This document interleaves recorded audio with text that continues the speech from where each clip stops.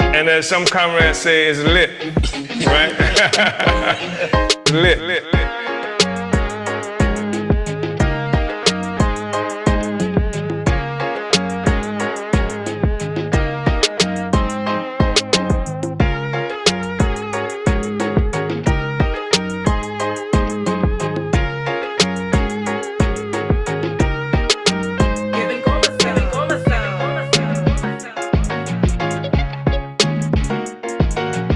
Real, live, lit, lit, lit,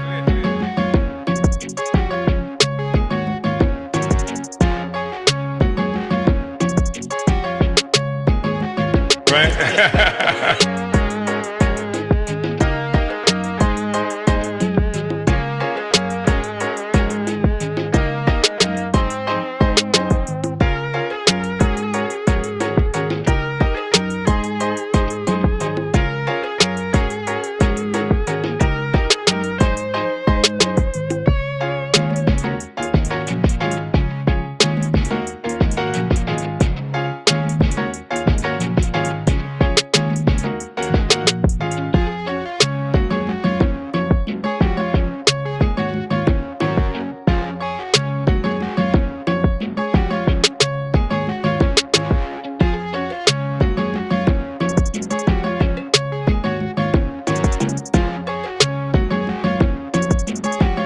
The revolution is lit.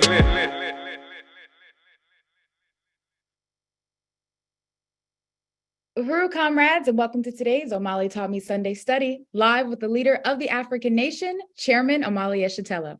Today is a special episode themed African Rebellion in France, deepen the anti-colonial counteroffensive in France and the US, with a packed panel discussing the rebellions in France following the brutal murder of 17-year-old Nahel, an Arab teenager of Moroccan and Algerian descent who was shot point blank by the brutal colonial French police during a quote-unquote routine traffic stop. This has sparked days of rebellion with no end in sight as the colonized and exploited of the earth recall Haiti, Algeria, Mali, Morocco, Senegal, Congo, and Vietnam, and every place where France has brutally massacred the indigenous peoples this side of the hemisphere. These events reflect the profound crisis for the colonial mode of production. An entire world order established through colonial plunder and death is being disrupted by the colonized ourselves. Joining Chairman Omali Yeshitela for today's discussion, our special guest, Louisiana Kinshasa, Secretary General for the African Socialist International, born in Congo, exiled and currently living in London. Belinda Parker Brown, CEO of Louisiana United International. Bertrand Dudy, African People's Socialist Party leader in France. Alikia Ngoma, the African People's Socialist Party's Haiti expert. And Penny Hess, chairwoman of the African People's Solidarity Committee.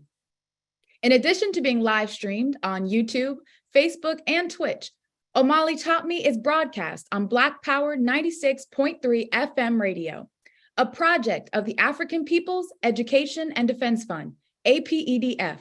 The station is based in St. Petersburg, Florida, and streams worldwide on the Black Power 96 mobile app.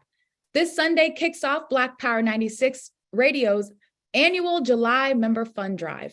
Please contribute to support the Omali Taught Me show goal today of $2,500.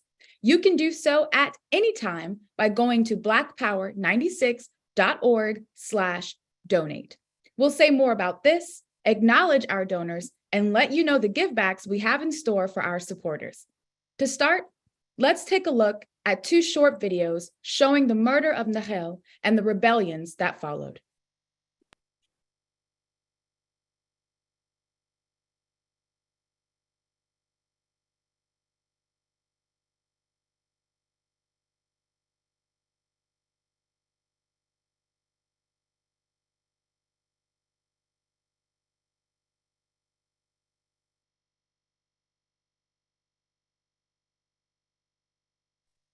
Uhuru, I think we're working to get those videos up. And I will have it right up, Director Akile. One Okay. second. All right, thank you. That's our comrade, our engineer. So again, these two videos, all right, there we go.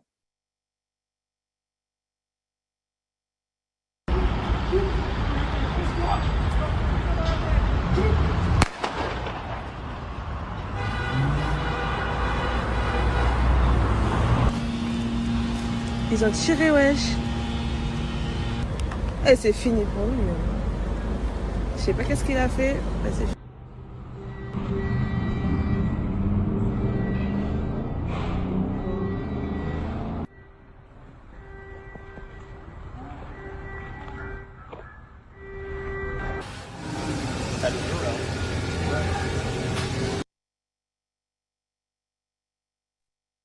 Uhuru.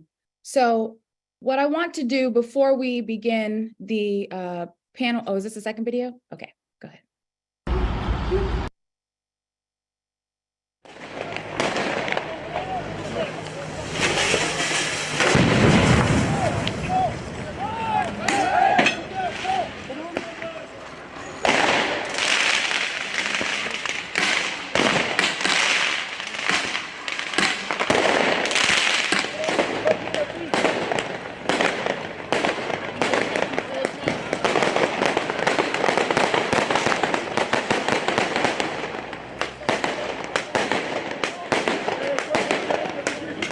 Prends du champ, s'il te plaît.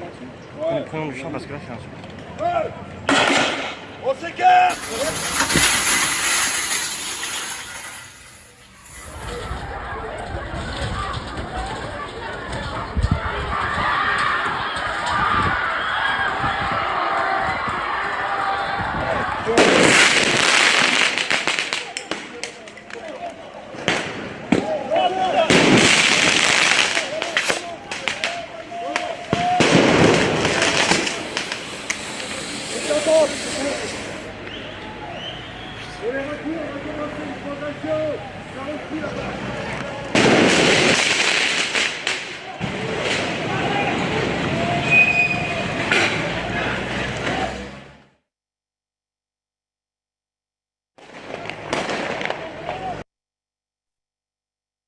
So what we're looking at, of course, as we just mentioned, first video was the murder of the 17-year-old Nahel in France and the ensuing rebellions that are occurring right now as we speak, as we have this discussion. Africans, colonized people are rising up based on the whole history of the colonial mode of production, the history of colonial plunder and genocide and theft of our resources, theft of us as a people and dispersed throughout the world or occupied right there at home in Africa. And so this is the context of which these rebellions are occurring, because the murder of our people, of colonized people, is not peculiar, and it's not these one-off isolated incidents, but they are a necessity for this social system ever since, again, we were forcibly snatched from our Africa and dispersed throughout the world. And it was for the ability to be able to continue the exploitation and the oppression, the subjugation of African and colonized peoples for the theft of our resources, because France sits on, top of the resources stolen from Africa and African people. Everything that France has today didn't just miraculously appear there, but it's as a consequence of things it has stolen at gunpoint by blood and, has drenched itself in. So that's why we see this type of brutal colonial assault and murder being made on the people by this French occupation force known as the police, and that the French colonial police represent the same thing that the US colonial police represent right here in this country. They're part of the same force. They're part of the same mode of production, a colonial mode of production. They serve the same kinds of purpose. And if we can move to the next slide, what we can, see is that wherever there is, this colonial domination of African people and these kinds of brutal murders, the conditions of existence of our people are exactly the same across the world. And so every time we see, these types of actions carried out against Africans and colonized people, what follows is resistance. It is mass resistance. So here are images of what's happening right now in France. And if we go forward, we can see the same types of rebellion, resistance happening throughout the world where this type of execution happens to African people. And we remember George Floyd in 2020, and we remember Mike Brown in 2014 in Ferguson, Missouri, right where we'll be having this discussion in St. Louis. And this is a photo of St. Petersburg, Florida, inside the US, the Battle of St. Pete, which had the strategic political leadership of the Uhuru movement in the African People's Socialist Party. Uhuru, Comrade Director, Uhuru, Chair.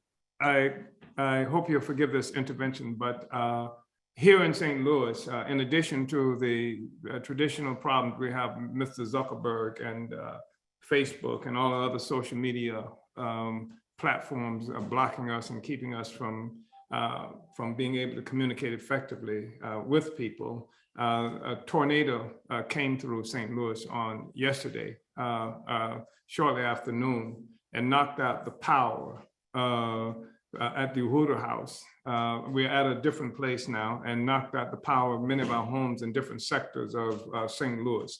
So just a moment ago, you may not have been able to see it, but we lost power briefly here again. And so I'm intervening just in case such a thing would happen, you know, as you are speaking, as we are moving forward, people have some understanding of what's happening. So I just wanted to say that. I hope that I didn't disrupt your train of thought to an extent that you won't be able to pursue what it is that you were talking about, but you're young.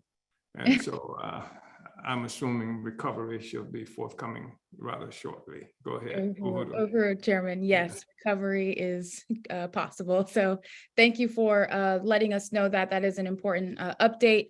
And yeah, power here. We still don't have power. We're working off battery right now. We have no power. So I just want everybody to be aware of that. All right. So send the money, y'all, just in case. If we're not here, send the money, because this is a problem that we have. Radio stations and the elements bad enough, but when you combine the elements along with the state, it makes some things problematic, and we need the money. So we're supposed to be raising something like $2,500 during this show alone. So send the money. And even if I don't have an opportunity, or we don't have an opportunity to keep saying it. Comrade Director, Uhuru. Uhuru, Chairman. Thank you, Chairman and comrades. So we're going to return our focus back to the screen here so that we can see this image of St. Petersburg, Florida in the US in 1996, which looks a lot like what France looks like in 2023. And this was following, again, the murder of 18-year-old Tyron Lewis. So again, we see also the similarities in the age, and even with Mike Brown, 18 years old in Ferguson, Missouri, you know, the killing off of our young African, you know, children. And so in St. Petersburg, Florida in 1996, with the murder of 18-year-old Tyron Lewis, Africans rose up in fierce resistance. And if we go to the next slide, we've seen the history of African resistance in, and these are more images of the Battle of St. Pete. Sorry, yes, this is what France looks like today after the murder of Nahel, and not just the murder of Nahel, but after a whole history and legacy of slavery and colonialism that French has imposed on Africa and colonized peoples. So if we go forward, we can also see the history of African resistance in Haiti since the first successful workers' revolution in the world under the courageous leadership of Toussaint Louverture and Jean-Jacques Dessalines. And we see today, if we go forward, the US counterinsurgency attempting to carry out a public lynching of Chairman Omali Yeshitela and to crush the Uhuru movement, because we've dared to fight back against this vicious system that kills us in the streets like dogs, while it takes our resources and then blames us for our own conditions of poverty, exploitation, and oppression. So this is the context for this discussion, and also for the murder of Nahel in France and the rebellions that are happening in France. And wherever we are as African people, we have to see this as one struggle. We have to recognize that this is, you know, one social, political, and economic configuration of the world that's being challenged by us, ourselves, and that this should reveal that we are one people everywhere we are, dispersed throughout the world. And in Africa, these are the conditions of existence that we face and have a responsibility to fight back against, just like those brave brothers and sisters are doing right now in France. So the African Revolution lives.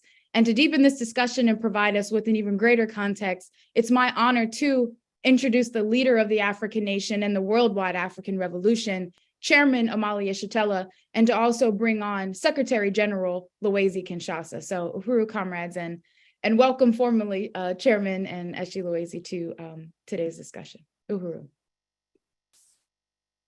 Oh, looks like we're resolving some issues. So let me see, Eshi Loezi, can we get you on and perhaps have you start?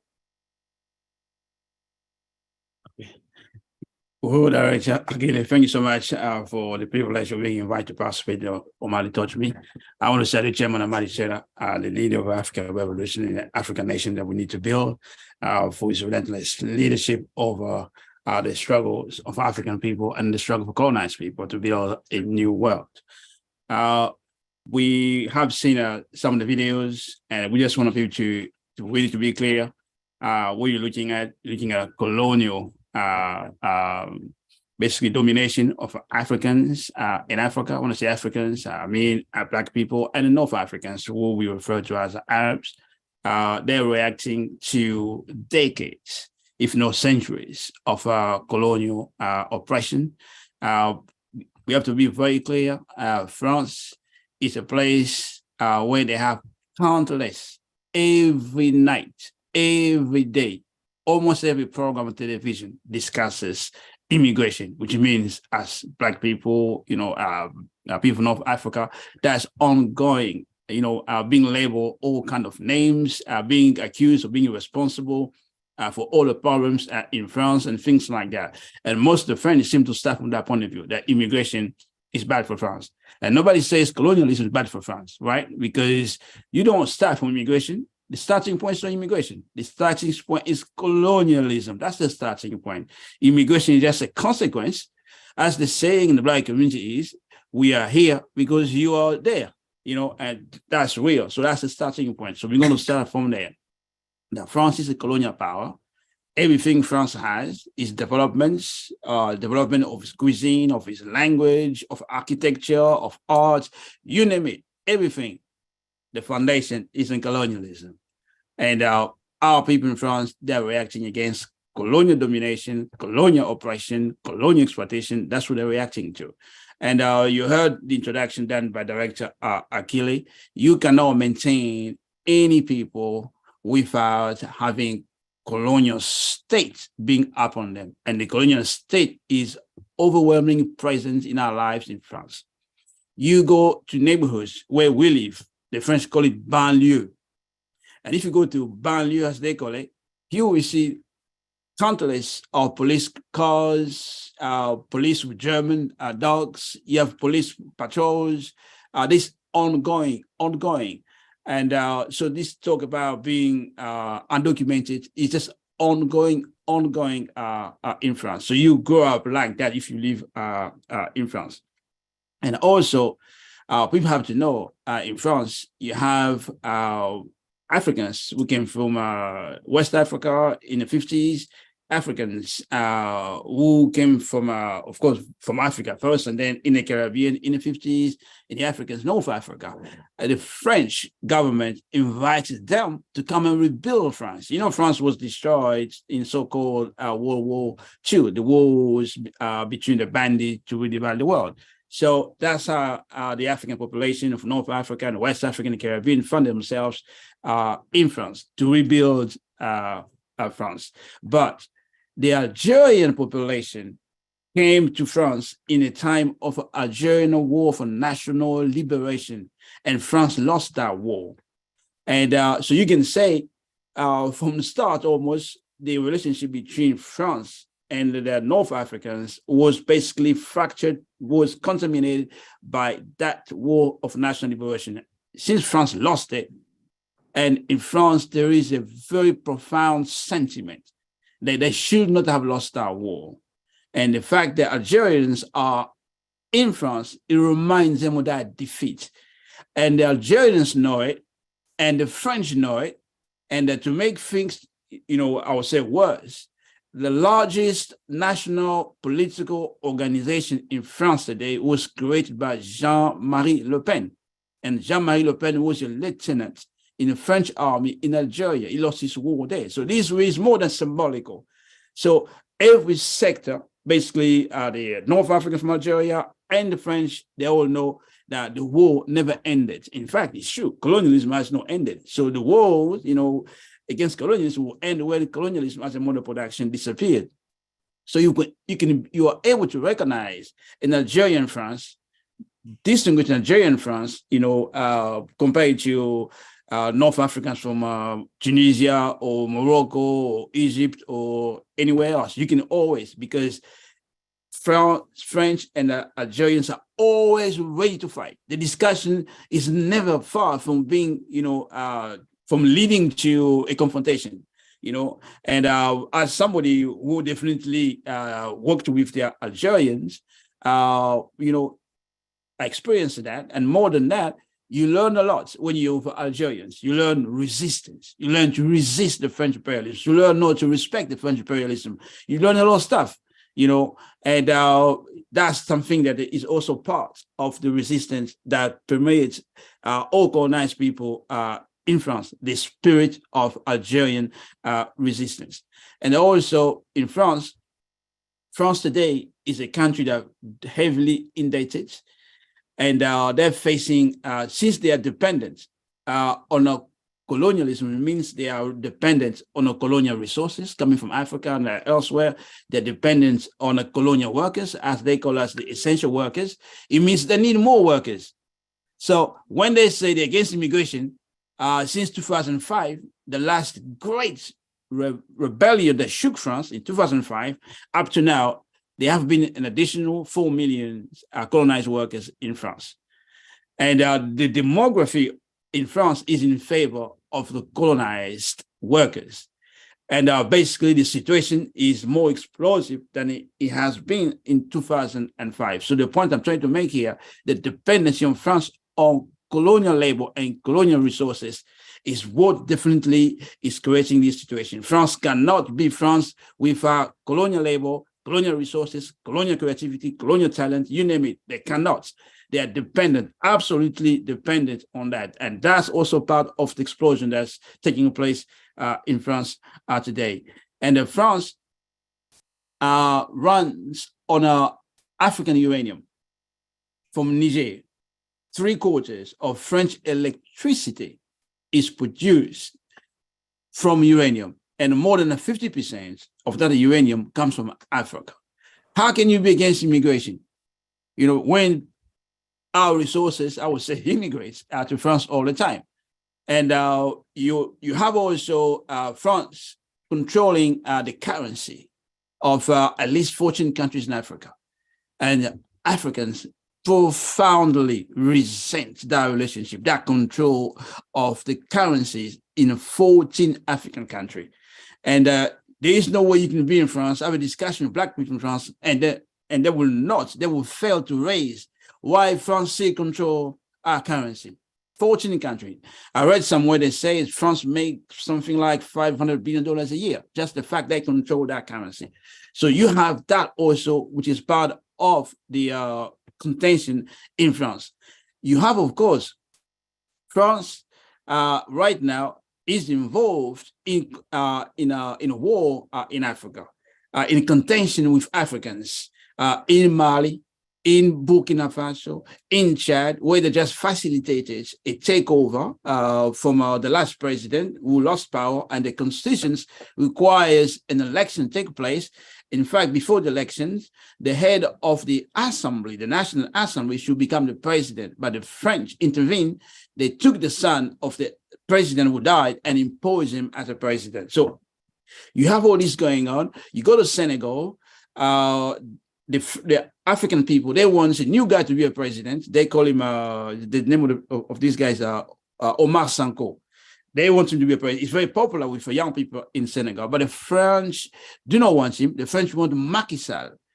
So there have been a rebellion in the last 2 or 3 weeks in Senegal, and the African who live in Senegal or from Senegal also live in France, they resent that. So you have all these contradictions going on with France, and every African in France knows about Haiti, that France imposed a debt on Haiti.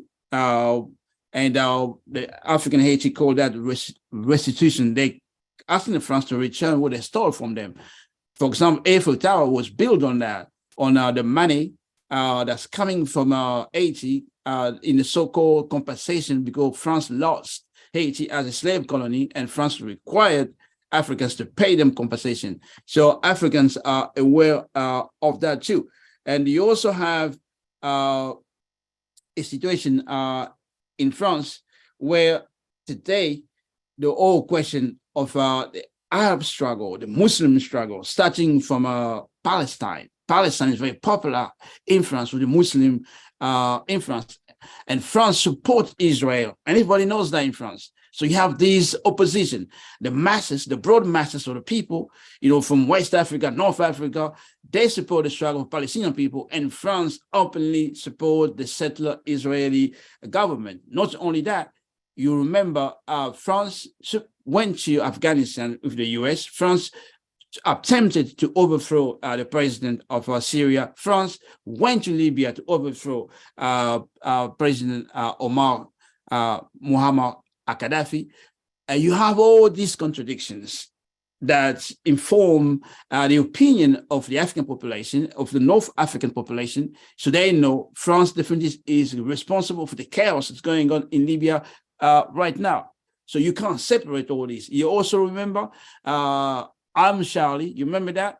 When the Muslim, basically in the struggle against colonialism, did kill those who made those cartoons that mocked the prophet of the Muslim. So you have all this contradiction going on. And also France encouraged some of the North African population to go and fight in the Middle East, against Syria and things like that. And we don't even know how many of them went there and came back with the expertise to manipulate weapons and things like that. So you have all these contradictions are part of the French society today. In the meantime, French themselves are upset with their own government. They're saying colonialism is not satisfying their lives as it used to. And for example, we have the demonstration of the people who we are referred to as the yellow vest. The yellow vest, in fact, they've been asking colonized people to join them. And the colonized people say, well, you want a better lives, you want a better colonial lives at the expense of African and colonized people. So they didn't join that. But these yellow vests definitely experienced violence in the hands of the French bourgeoisie state, and they resent the French colonial state. And just, I think a month ago, you had a massive demonstration in France as well for better pensions. French people are saying we don't want to retire when we are 64 because the law now says you can retire when you're 62. So you have all this broad sector of the French population who are unhappy with their own government, and we are also, some of them have supported the uprising that's taking place in France today. Of course, you have the Africans in the Caribbean or from the Caribbean, the Martinique, the Guadeloupe, who are upset with French colonialism because French colonialism has contaminated the soil of Martinique and Guadeloupe, the water of Martinique and Guadeloupe. Today, the highest rate of men with cancer prostate in the world are the Africans in Martinique and Guadeloupe, because of that French colonial contamination of the soil and water of Martinique and Guadeloupe, and the product they use is known as chlordécone. So you have African population in France. They have all the reasons in the world to be involved in these uprisings. The North African population, they have all colonial reasons to be involved in this uprising. Of course, you have a sector of French population who also wants, be involved in this. And I will end up by saying, there is the last report that came out, I think this week, that says the French police is the most deadly police in Europe. They're only second to the United States. They give an example. They say in Germany, in the last 10 years, the German police killed only one person who refused to comply when the police, stop you or something like that. But in France, in 1 year and a half, so basically in 18 months, 16 people have been killed. In the last 18 months alone in France, 16 people have been shot dead because they refused to comply when the police stopped them. So we have all these contradictions definitely going on. If there's one point I forget, but these will come on my PowerPoint presentation, it's just people have to know that in 1961, the French police killed around 200 North Africans from Algeria who were demonstrating peacefully in France in support of Algerian independence. The French beat them up, killed them, and threw them over into the river, the Seine River, which runs through the middle of Paris. That's 1961. It's unbelievable. That's 1961 in October. And the other things we can talk about. So as I said in the beginning, I'm just privileged and happy to be part of this discussion. I'll stop here for the moment. Yeah, I want to really express my appreciation to Commerce Secretary General Louise Kinshasa for opening up this discussion for us. As you know, Comrade Louise Kinshasa is the Secretary General of the African Socialist International. And what we're talking about today establishes for people who may not have understood it at any given moment, the reason why there must be an African Socialist International. Because the oppression of African people is universal and it has its origin in the same process. In fact, the same process that gave rise to a France, to a Europe, to all the wealth that has accumulated in Europe and in North America, to the thing that Europeans, including those in North America, celebrate as evidence of their genius and their thriftiness and their resourcefulness, where in reality it is a consequence of the emergence and of a colonial mode of production, which is a parasitic kind of social system. This is the social system that gave birth to capitalism itself. So I think it's important to say that when we're talking about France right now, we're talking about a microcosm of the relationship that the vast majority of the people of the world, not just Africa, but the world. And of course, when you look at Africa, you're looking at a huge perspective, a huge sector of the world, because what the imperialists have done is carved up Africa in a certain way so people don't talk about Africa as being more than 1 billion people, just Africa alone, where they're predicting by 2050, if I'm not mistaken, Africa will contain something like 2 billion people. But when you look at France, we're looking at a microcosm of the relationship that all the colonial powers have with the vast majority of human beings on this planet. And so France cannot solve this problem. It cannot resolve this contradiction, because to resolve the contradiction would be the eradication of France as we know it. It could not exist. It could not live. It lives as a consequence of bleeding the world and bleeding Africa, et cetera. So I think it's extremely important to understand this. It's important for Africans to understand this, for Africans in France, for Africans in St. Louis, in North America, for Africans in Haiti, in the Caribbean, Guadeloupe, as we've just mentioned. It's really important for Africans to understand this, because part of what has happened with the attack on Africa and the dispersal of African people around the world and the creation of these artificial borders is that they've fractured the consciousness of Africans, that makes it difficult for Africans to see ourselves as one people engaged in this huge struggle against the colonial power. So the French see us as one people. They're able to recognize the relationship that they have to all of Africa. They don't just steal from one so-called artificially created country in Africa, they steal from 14. They don't just steal from the French-speaking African colony, they steal from everyone that they can steal from. That's the nature of the social system that we're confronted with.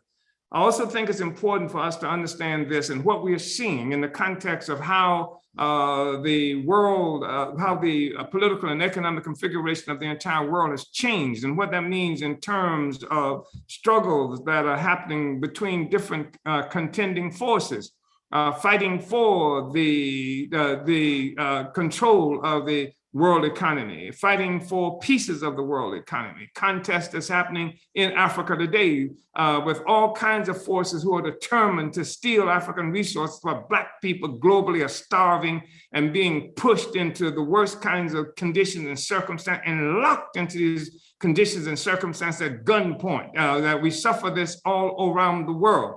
And here, how does it make any sense? For example, for us to be having problems getting social media in some place in Africa, when all the resources that keep social media working, infrastructure working for Europe and for North America come from Africa, yet we are starving, yet we don't have access to our own resources. That's the nature of the colonial mode of production. And it's really important for us to understand that we're looking at a colonial mode of production. So that's also the relationship that we have with what's happening in the world, why they would attack the African People's Socialist Party, the Uhuru movement. Uhuru means freedom. And it is a freedom that was not sparked by something that happened in France. At the moment Uhuru became the rallying cry for African people, the contradiction of the colonial mode of production was centered at that time in British colonies. And this time it was Kenya. And Africans in Kenya said Uhuru. And it terrorized. Just to think about this, you live in a world where people will be afraid of somebody saying freedom, freedom, freedom. And it terrorized the French, the British, it terrorized the colonizers, and it terrorized all the sellouts, all the neo-colonials, all the Uncle Toms, all the people who worked for white power against Black people, Uhuru. And so I think it's really important, like to recognize the significance of the colonial mode of production and the role that African people have played consistently in making this war for the liberation of ourselves, and in so doing, making a war for the liberation of the vast majority of the people on this earth. And our colonizers recognize this. They recognize what it is that we represent. And I'm hoping that the people who are watching this, who are participating in this study today, recognize this also. And we'll show you recognize this by sending money for the radio station, for Black Power. That's what it's called, Black Power 96. And you can get the app for this also. So this kind of programming can happen not just where it's centered right now in St. Petersburg, Florida, but every place in the world where we are located, people can be able to listen and participate and also produce for Black Power 96. Listen, here's what we're looking at. Just a few days ago, if you will, the colonial powers, including those in France, including in the United States, and especially in the United States, but dancing in the streets. They weren't dodging fireworks and bricks and things like that, responding to colonial domination. The ruling classes, the bourgeoisie, the colonial powers were dancing in the streets because they said that this Russia force, this Prigozhin, who with the Wagner group was marching on Moscow, and they talked about how it was a near coup. And because this near coup, what is the future of Putin? What is the future of Russia? What is the future of Africa? All of this discussion was going on. Of course, they were able to do this because conveniently it helped them forget that a near coup happened in the United States in January 6th. That's what they're talking about. That's why they're trying not a Wagner person who's leading some kind of private military force, but they're putting the former president of the United States is being talked about, put on trial. He is being indicted for various kinds of things. You talk about a near coup that happened in Moscow.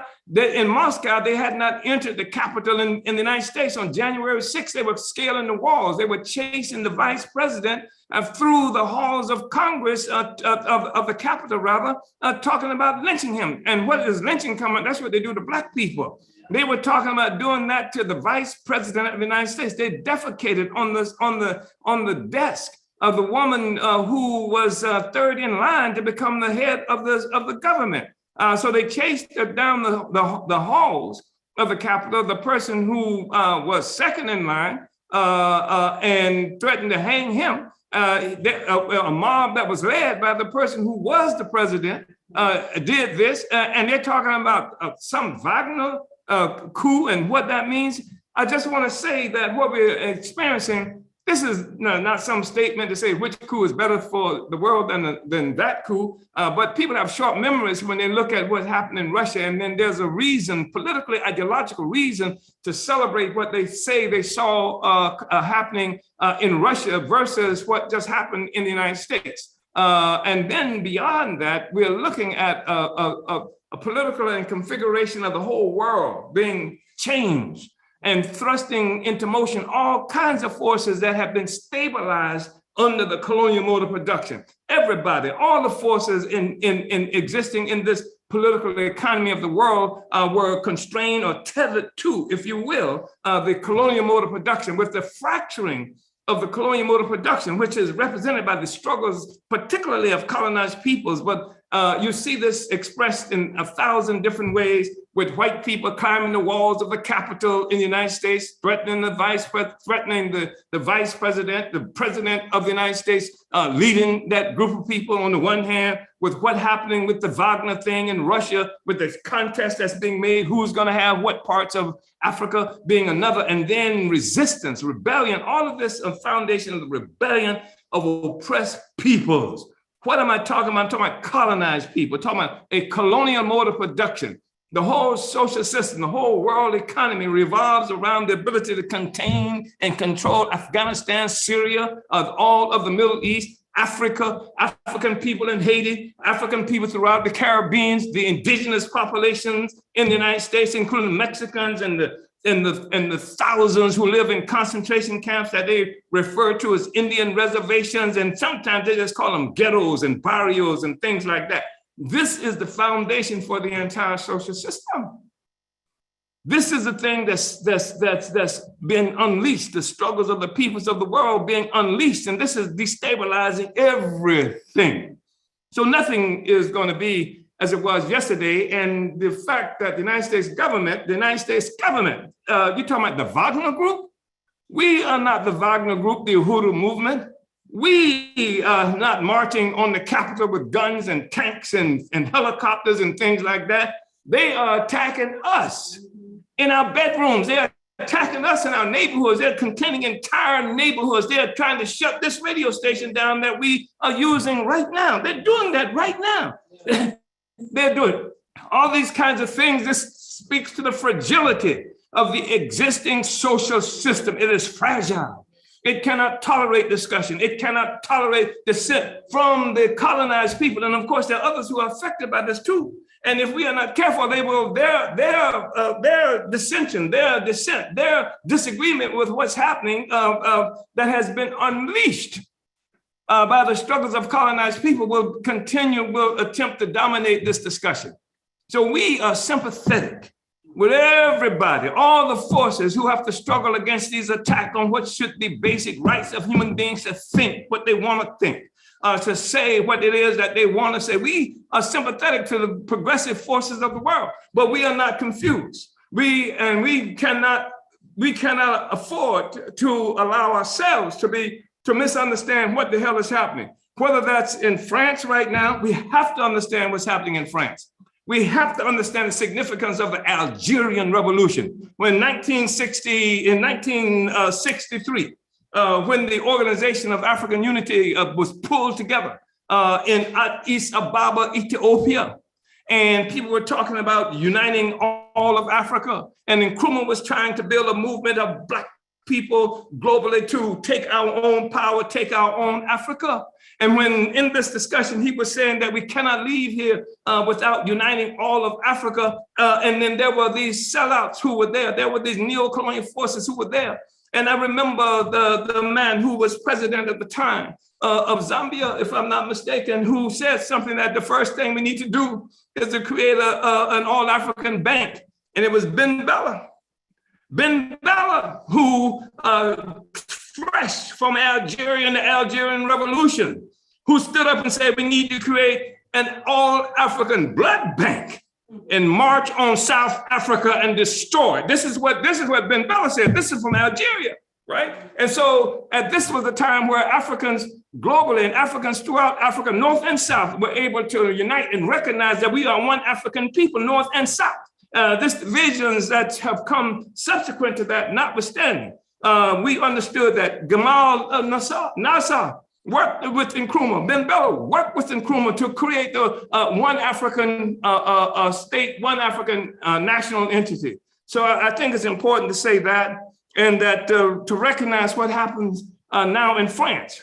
France sending weapons, France sending money, France sending all kinds of resources to fight against Russia through Ukraine, now has the fight in Paris. The same Paris that had sidewalk cafes that was created of African blood, of African resources, the same Paris where the workers are now complaining because they can't because there's a challenge, a threat to their being able to retire at 62. How in the hell could they retire at 62 when the rest of Europe was not able to do it? Because they were sucking the blood of Africa. That's what they lived off. That's what went to the retirement funds. The retirement funds, by the way, that just lost Charles Barron, his election, all of political forces, economic forces in New York City just organized to get rid of Charles Barron as the city council person who had been there for 20 years because he threatened the ability of them to take away the pension money from Black people who work for the government in New York City. So this is how they live. They need to steal the resources from the colonized to pay them off. And Charles Barron saying, you ain't gonna be able to steal these resources, so they attacked him. And so now you have all the white workers in France saying Black people, they wore yellow vests, saying Black people, you should be fighting with us because we need to be able to get more money for retirement, or we need to be able to get more money for these kinds of resources that were coming from where? From Africa. You understand? So anyway, this is what we're looking at. So I do want us to be able, we have to be able to talk more about this because France has been able to project itself in the world. Liberals of all characterizations have been able to project France in the world as this real tolerant place. This is where Baldwin went to and stayed for a long time because there was no freedom, quote unquote, in the United States. This is where Hazel Scott, who ended up marrying, Adam Clayton Powell because she was hounded out of the United States and taken before the House of Un-American Activities because she refused to perform, a culture worker who refused to perform in circumstances that were segregated. This is where Richard Wright, all these people went to Paris. So Paris has this Miles Davis, after he was beaten up by white people in this country, in the United States, went to Paris. So France has this reputation, but it's a false reputation. And they could do that because even as they were being so magnificent with specialized, entertaining, talented Black people who could perform and dance and sing and attend their high-level cocktail parties, on the one hand, they were killing Black people in Algeria. They were killing and murdering African people all over the continent of Africa and what have you. And I've been there and I've seen it. And I've been struck by it, even at the time where this myth of French hospitality to Black people still reigns supreme. I've seen the French police harassing young Africans on the streets of France. I've seen them do that. They were acting worse than police I've seen in the 1960s Mississippi when I saw them in 2000. So I know who they are. And all the Africans, of course, in Africa know who the hell they are. And send the money right now. We need the money. Send the money. Make your contributions right now. We need to raise at least $2,500. This show is going to last. Going to last longer than what typically occurs. But let's go ahead and make this amount of money that we need to raise for this show so that we can spend more time having this discussion. Comment Director Uhuru. Uhuru, Chairman Uhuru, thank you so much. What a profound overview. I'm so happy that we are able to get you and come through clearly, despite some of the technical issues there. But brilliant presentation. And I also want to salute Secretary General Louisiana, who just came before you, and just say that these are discussions that you cannot hear on just any platform, on any radio station. And Black Power 96 Radio is the one that gets to host this discussion and brings it to the African world. So donate today at blackpower96.org/donate is correct. We have a $2,500 goal, $2,500, which we will make today. And if the electrifying presentation of the chairman was any indication. But to keep the program moving forward, Chairman, I'm thinking we should bring on the comrade that's on the ground right now in France, who is responsible to build the African People's Socialist Party in France. And that's Comrade Berton, who Secretary General Louisiana has worked very closely with and organizing, SG Louisiana organizing throughout Europe and in France in particular, and working with Comrade Berton to build the party there. So want to welcome Comrade Berton onto the platform, and we have a comrade who will be translating into English for him. So welcome, Comrade Berton. Salut, Uhuru.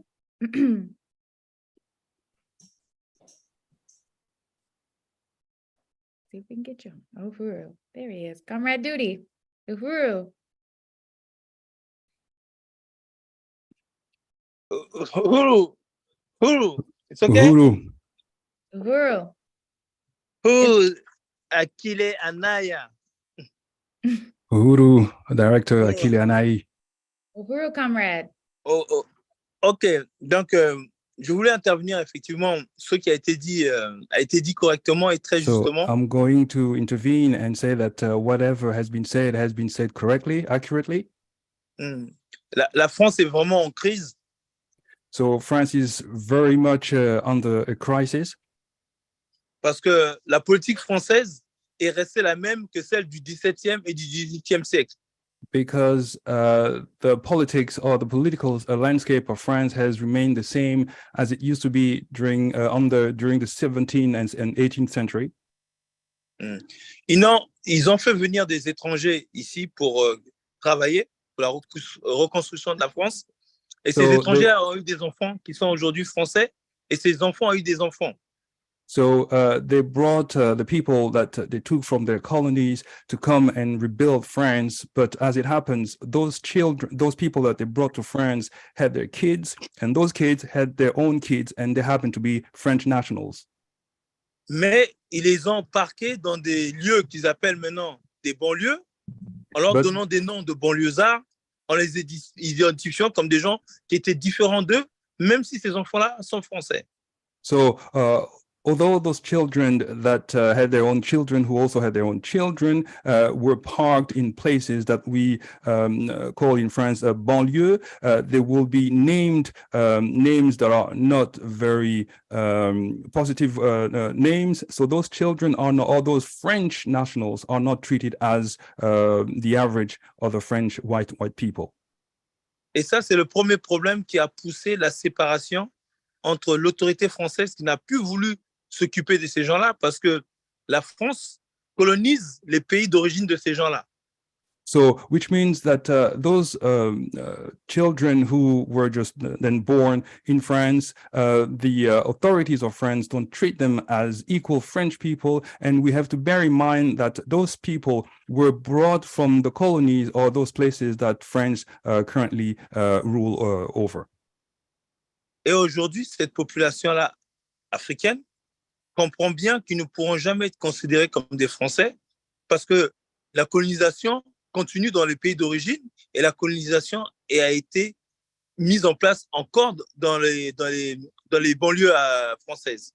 So this colonization has got two legs. So first of all, France as a country is still ruling those countries from where those people, their parents come from. But at the same time, this colonization also continues in France. So those children or those people in France who are mistreated by the police understand the fact that they are not being treated equally. Et c'est pas normal que à chaque fois qu'il y a des contrôles policiers vis-à-vis des enfants qui viennent des banlieues, ça se finit toujours par un meurtre. ou par une agression physique. So it is not normal, and those children understand very well that when there will be a routine police stop or a police check, those children understand that a simple routine check might end up in someone being killed. So they understand that inequality.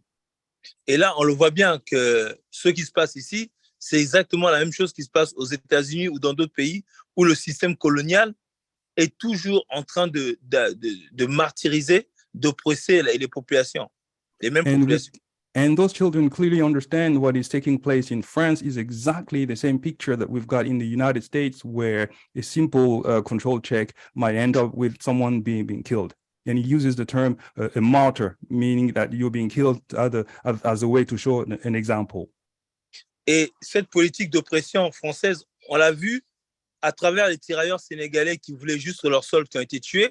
On le voit ici quand on doit arrêter quelqu'un, on doit contrôler, même si c'est un bandit, qu'il soit étranger ou pas, on le tue. Alors qu'il y a les fils de Zemmour qui a été arrêté pour sobriété, qui conduisait en état d'ivresse, il n'a pas été tué.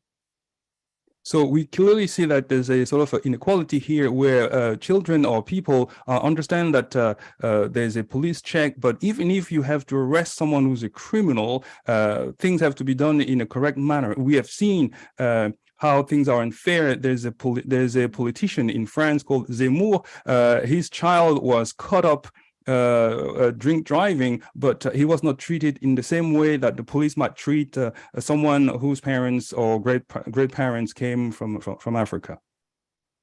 Et ce qui énerve beaucoup la population, c'est que ce soit les médias ou certains hommes politiques, ils prennent la part de la police, ils montent à la population, parce que là, ils accusent les réseaux sociaux que c'est à cause des réseaux sociaux qu'il y a ce problème en France, alors que le réel problème, c'est que la police tue la population africaine. Et c'est ça le vrai problème. So the real problem that we've got here is that the police is killing our people, but then the media is taking the side of the police, and they're also blaming the social media, saying that it is because of the social media that we have this problem. But in reality, it is not nothing to do with the social media. It is the police who is killing our people. Et si on n'avait pas eu cette vidéo-là, on accusait déjà l'enfant d'avoir fait même si l'enfant c'était un bandit ou quoi que ce soit, c'est pas ça le problème. Mais s'il n'y avait pas eu cette vidéo-là, la vérité ne serait pas sortie. So even if that child who was controlled or who was being checked by the police, even if that young boy or young man was a criminal, if we didn't have this video, he would have been blamed by being responsible. It is him who provoked the police, but we're just grateful that this video was available. Et aujourd'hui, il ne parle que des conséquences des émeutes. Ces émeutes qu'il y a, c'est les mêmes émeutes qu'on avait avec les Gilets jaunes. On n'a jamais dit que c'était le problème de l'immigration. So, and then this same problem, we can also tie it to what happened with the yellow vest, because the people are blaming the situation, but it is not the situation. That is what is happening here. The situation is definitely the violence from the police. Et on voit bien encore qu'ils utilisent l'immigration ou la colonisation pour que les hommes politiques aient des voix. Parce qu'à chaque fois qu'il y a des élections, on nous parle d'immigration, mais après les élections, on nous parle des réels problèmes qui sont le chômage, l'âge de la retraite ou le pouvoir d'achat. So when there's a political campaign, we will have politicians using immigration as their reason to gain votes. But once they get into power, then they start to talk about the real issues, such as health, housing, and things of that nature. Et la police ici, ça, les policiers oublient en fin de compte leur fonction, qu'eux, ils n'ont pas droit à l'erreur. And then the police start to behave as they're above the law, as if they cannot make mistakes. Mais comme ils sont dans une politique d'oppression, ils pensent que quand on tue un noir ou un arabe, il n'y a pas de conséquences. Alors qu'aujourd'hui, les gens réagissent. So today, people finally react because the police tend to believe that because they're above the law, they can commit whatever acts that they commit, and there's no consequences. But the case in point today is that they are faced with that reality, that there are consequences. Et la France, elle est face, en fin de compte, à son hypocrisie. Elle combat les... Vas-y. Okay, and then France finally realizes that it is faced with its own hypocrisy. Ils attaquent les pays africains, ils maintiennent la colonisation. Les gens viennent ici, ils parlent français, ils sont français, mais on ne les considère toujours pas. Et donc aujourd'hui, il y a une coupure, c'est normal. So today there is a clear cut where France still continues to mistreat countries that they colonize, and then those people from those colonies come to France, they work in France, they pay taxes, they try to integrate with the country, they speak the language, but still there's that unfair treatment that they keep receiving. Et juste, ils ont beaucoup critiqué la ségrégation ou l'apartheid, mais ils ont fait la même chose ici. So France criticized apartheid and criticized all the mistreatment of people, but France is a sort of a hypocrite country because they do the exact same thing as it happened in South Africa. Et je donne mon exemple. Quand on est dans les banlieues, tu finis tes études, même si tu as un bac plus 5, quand on voit des courriers, tu n'as aucune réponse. Mais il suffit que tu changes d'adresse, vas-y. So the reality in France is very funny, is that you can be living in a underprivileged town or city, and then you will study 5 years at university, you will send your resume to have a job, and you will get no answer. Mais quand tu envoies ton courrier dans une ville privilégiée comme dans le 16e arrondissement ou autour de Paris, là, tu as une réponse. Et ça a été mon propre exemple et l'exemple de beaucoup d'amis. So this is my own example. This is also the example of my own personal friends. You will have the same resume from the same school with the same marks that you got at school. But then when you send that resume using a false address that is a suburb or a surrounding in Paris where you come, or which is a nicer area, all of a sudden, that same resume will get responses from people. Et la politique française a toujours essayé de maintenir les Africains dans des situations pas de développement, pas d'orientation. On ne peut pas s'ouvrir sur le monde. So France has... Vas-y, excuse-moi. So France has a policy which is that it works hard to maintain the people in a situation where there's no way out, there's no future, there's no issue. So they keep maintaining you under a subjugation system. Et ça, ils l'ont injecté à la population entière. Parce que quand un Français te voit dans un milieu qui n'est pas le milieu qu'il voit les Noirs ou les Arabes dans des banlieues, ils trouvent ça bizarre. Parce qu'au travail, on nous considère toujours, même pas comme des Français. So even in your workplace, the usual white French will not see you, a Frenchman who happen to be black or Arab, they will not see you as a real French. And the reality is, because of that policy of maintaining you or surrounding or cornering you in an area of the reality, it means that even the average white French, when they see you in certain places where you are underrepresented, when they look at you, they're kind of astonished, kind of surprised to see you in a certain workplace or environment. Je travaillais dans une grande banque française, qui est la Société Générale. Pendant 5 ans, ils ont cru que j'étais à la sécurité alors que j'étais comptable. I'm also an accountant. I used to work for a large French bank called Société Générale. And for many, many years, people, my colleague or people working in the same bank thought that I was the security guard, but I was the accountant in that bank. C'est ça le gros problème, c'est que les Français ne veulent pas voir la réalité ou continuent à maintenir le système colonial qu'ils avaient avant.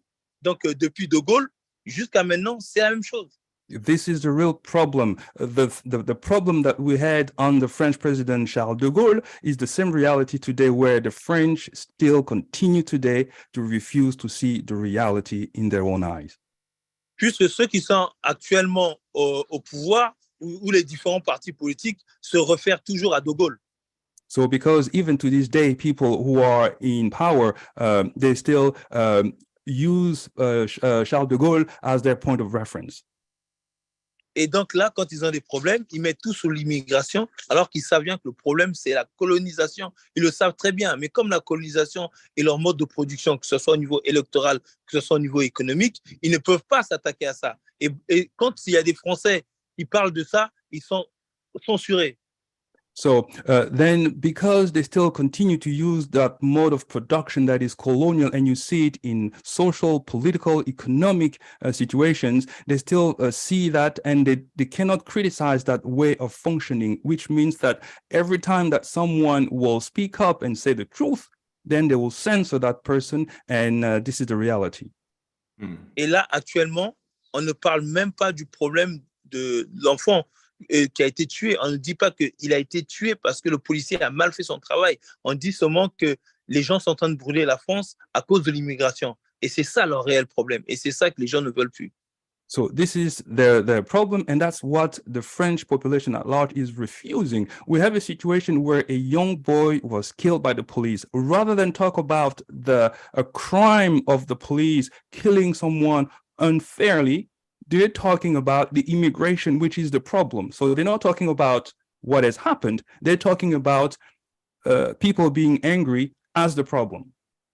Voilà pourquoi depuis des années 40, depuis bientôt 40 ans, il n'y a pas de solution. Quand il y a des associations qui ont essayé d'améliorer les choses, ils ont coupé les ressources aux associations parce que les jeunes commençaient à émerger.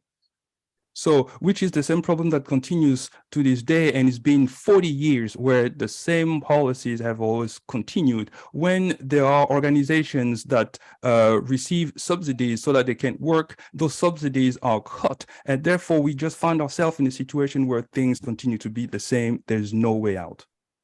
Et quand les célébrités africaines comme Mbappé ou tous les joueurs noirs africains de l'équipe de France ont pris position, ils les ont critiqués.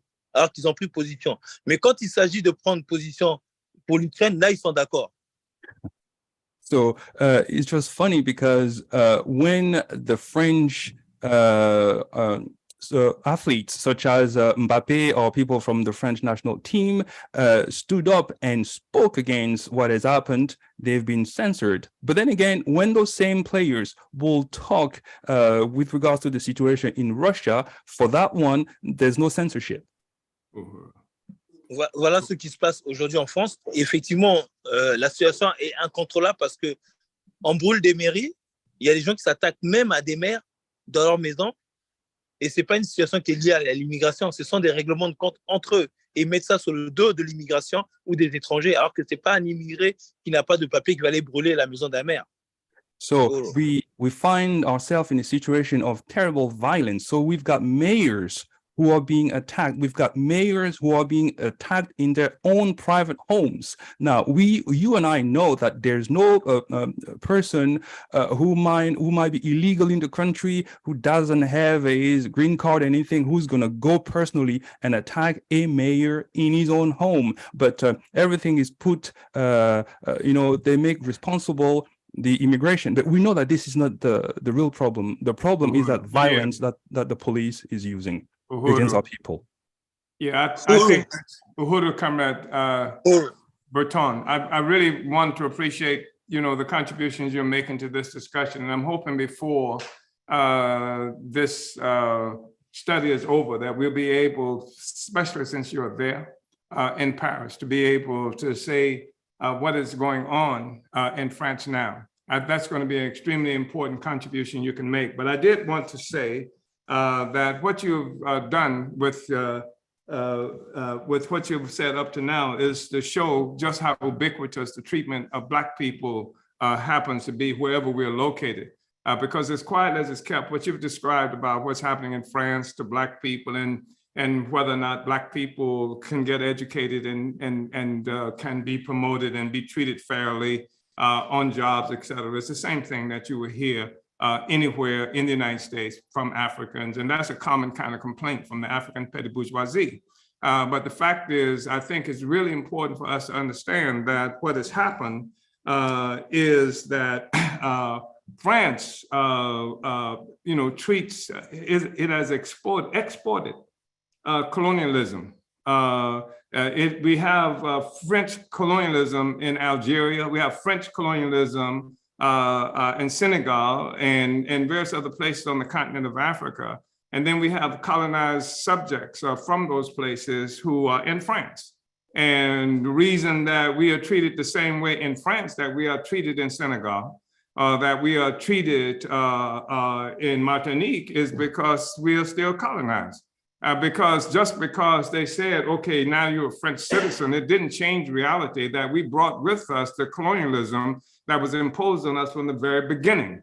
It is extraordinary that too often we expect that the colonizer who colonizes and kills us in Africa would treat us differently in Haiti, or that would treat us differently in France, or et cetera. It's still colonialism. It's a colonial mode of production. And the colonizer has exported colonialism all around the world. So that's why we have the treatment that we have. And the reason that it's notable, in part, a reason is notable is because colonialism, as it has come to represent a social system, people like to refer to as capitalism as the social system, but a mode of production, but it has as its foundation colonialism.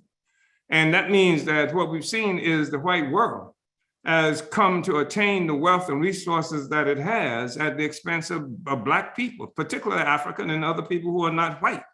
And so that you have an Algerian, you have a Vietnamese, you have all of whom suffer from French colonialism, whether from Congo, France, United States, and Belgium were engaged in a contest to see who could kill Lumumba first.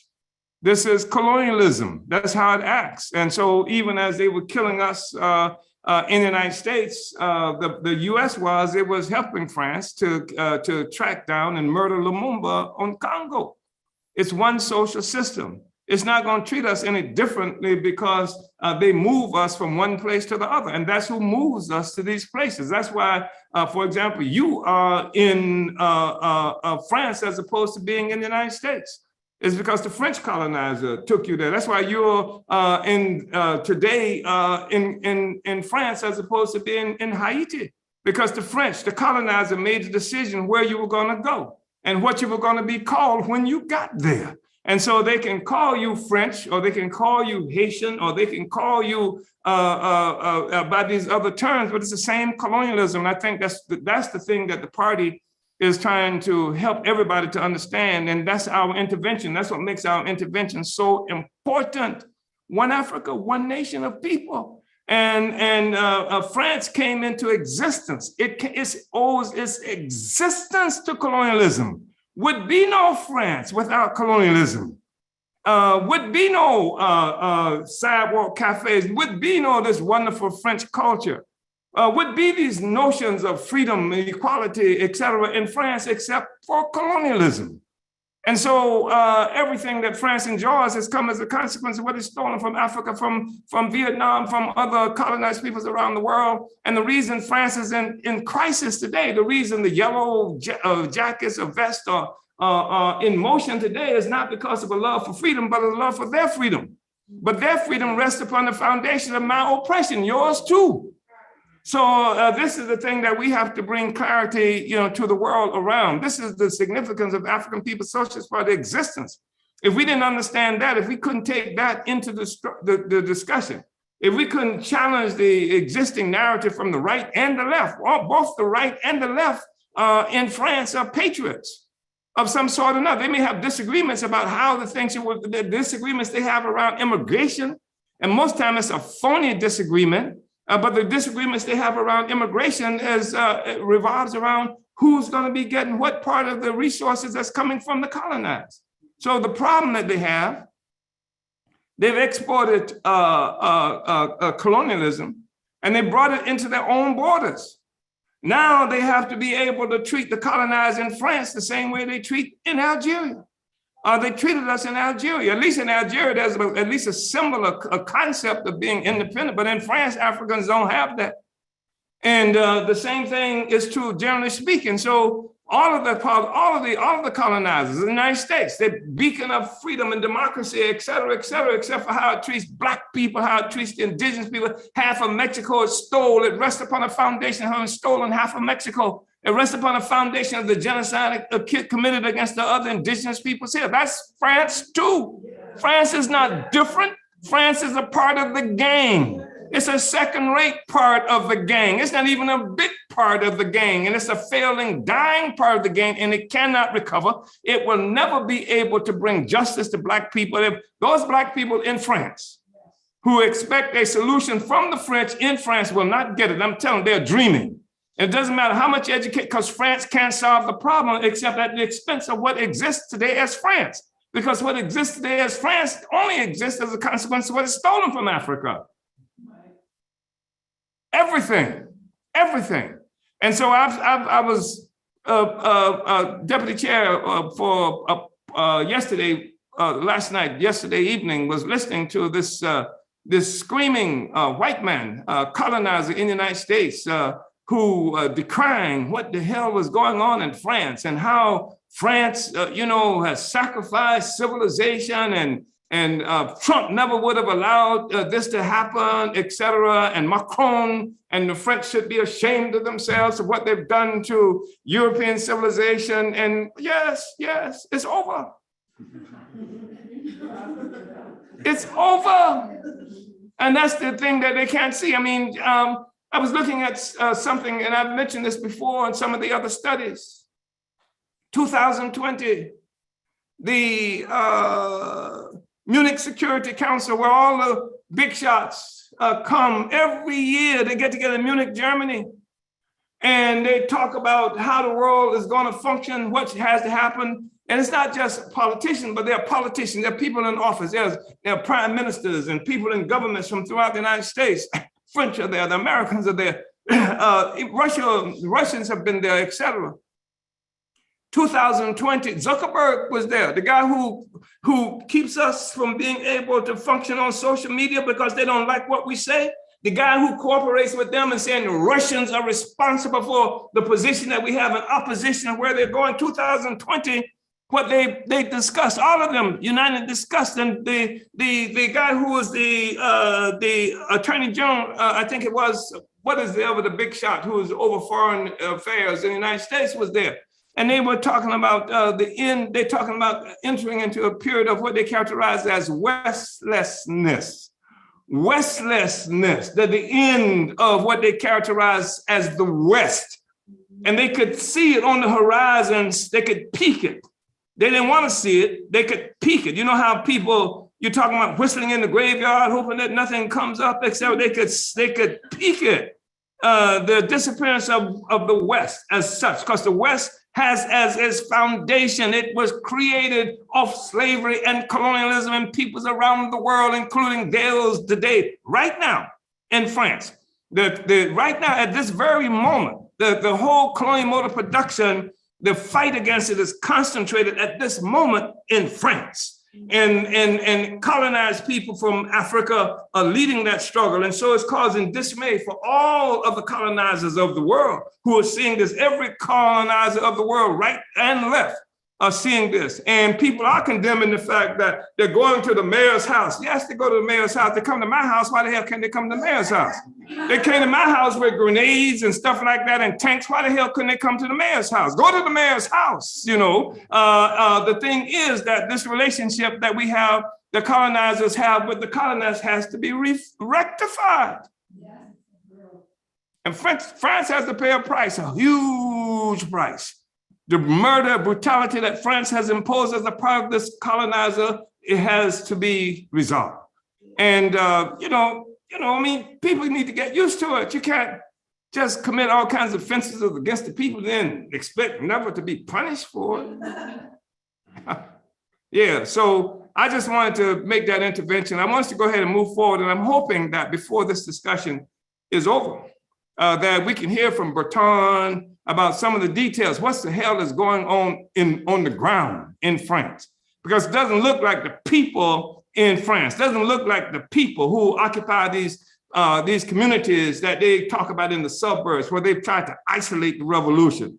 They tried to isolate. This is a typical counterinsurgency plan. They did that every time there's been a revolutionary movement. They do what they can. They move the revolutionaries or the revolutionary population someplace contained, put barbed wire fences, put control checks on to make sure you can't have any movement, population and resource control. That's a fundamental strategic objective of counterinsurgency historically and today. And so now what is happening is that the people are breaking out. It's a massive jailbreak that's happening all over the world by the colonized. And the colonizers are quaking in their boots. And it's like, uhuru. And who the hell should the struggle, the cry for uhuru, for freedom? Who the hell should be frightened by that? Why in the hell would anybody be afraid of a call for uhuru? Unless you are somebody who's maintaining the enslavement and colonial domination of the people. So in France, the cry is really loud. And we want to salute those brothers and sisters who are standing up to French forces. They've got more forces on the ground in France right now than Prigozhin. How's he pronounced Prigozhin? Claimed to have marching on Moscow. He claimed to have 25,000. That was a highly exaggerated number of people. They got 40 some odd thousand, at least 45,000 and probably more. If they got more, if they could find more, they might have got them from the Wagner group. They've got at least 45,000 troops in France. And nobody's saying, what is the future of France now? You understand? This is a crisis of the whole social system that's tethered to the colonial mode of production. And it's casting aside all of the assumptions that people may have made just a few weeks ago. That stuff doesn't work anymore. And so you can see stuff happening in Russia. You're going to see it happening all over. And I'm not going to be surprised if rebellions begin to be, if what's happening in France today is not something that will be emulated throughout the colonized world and throughout the colonial countries of the world, including the United States. I think the people are rising up, and what we see happening in France right now, the Algerian revolution continues. The struggle of the people continues right now. Uhuru, yeah, brought it home, so to speak. Uhuru. All right, Comrade Director, thank you so much, Comrade Duty, for helping us to see the fact that what we see happening, what happens in the United States is the same thing that happens in France. And the fact is that what we just see happening in France today, and since we're looking at the same thing happening in the United States, there's a great likelihood that you'll see what's happening there today among the oppressed being emulated by the oppressed here in the United States and other places as well. Uhuru. Uhuru, Chairman. And yes, want to salute our comrade Bertrand Duty, and also to the comrade who you saw translating, Comrade Shaboy. Want to appreciate. Yes. Uhuru. Uhuru. I didn't get to say it to Comrade Shaboy when he was on, but je t'aime ta casquette. Je t'aime ta casquette. Thank you for providing this beautiful gear. Thank you. Uhuru. Uhuru. Uhuru, comrade. So I want to be able to keep this discussion going. We have still some more panelists we have not heard from yet. And just like we hear Uhuru being chanted in the streets of this country in the US, we'll hear Uhuru in France. And we should also hear in France, coupe tête, boulet car. And with that, I want to welcome up our Haiti expert, Comrade Alikia in Goma, to join us in this discussion. Uhuru, Comrade Alikia. Uhuru, Dr. Akile, Uhuru, Chairman, Uhuru. Comrade Bertrand, everybody, Shaboy, everybody who's been participating. It's been an incredible, study and discussion so far. I really enjoyed this, the format of this study in particular. And, it's an honor to add to this conversation. I'm glad to, have been added to speak, from the party's perspective, but as the Haiti editor of the Burning Spear and the party's Haiti expert.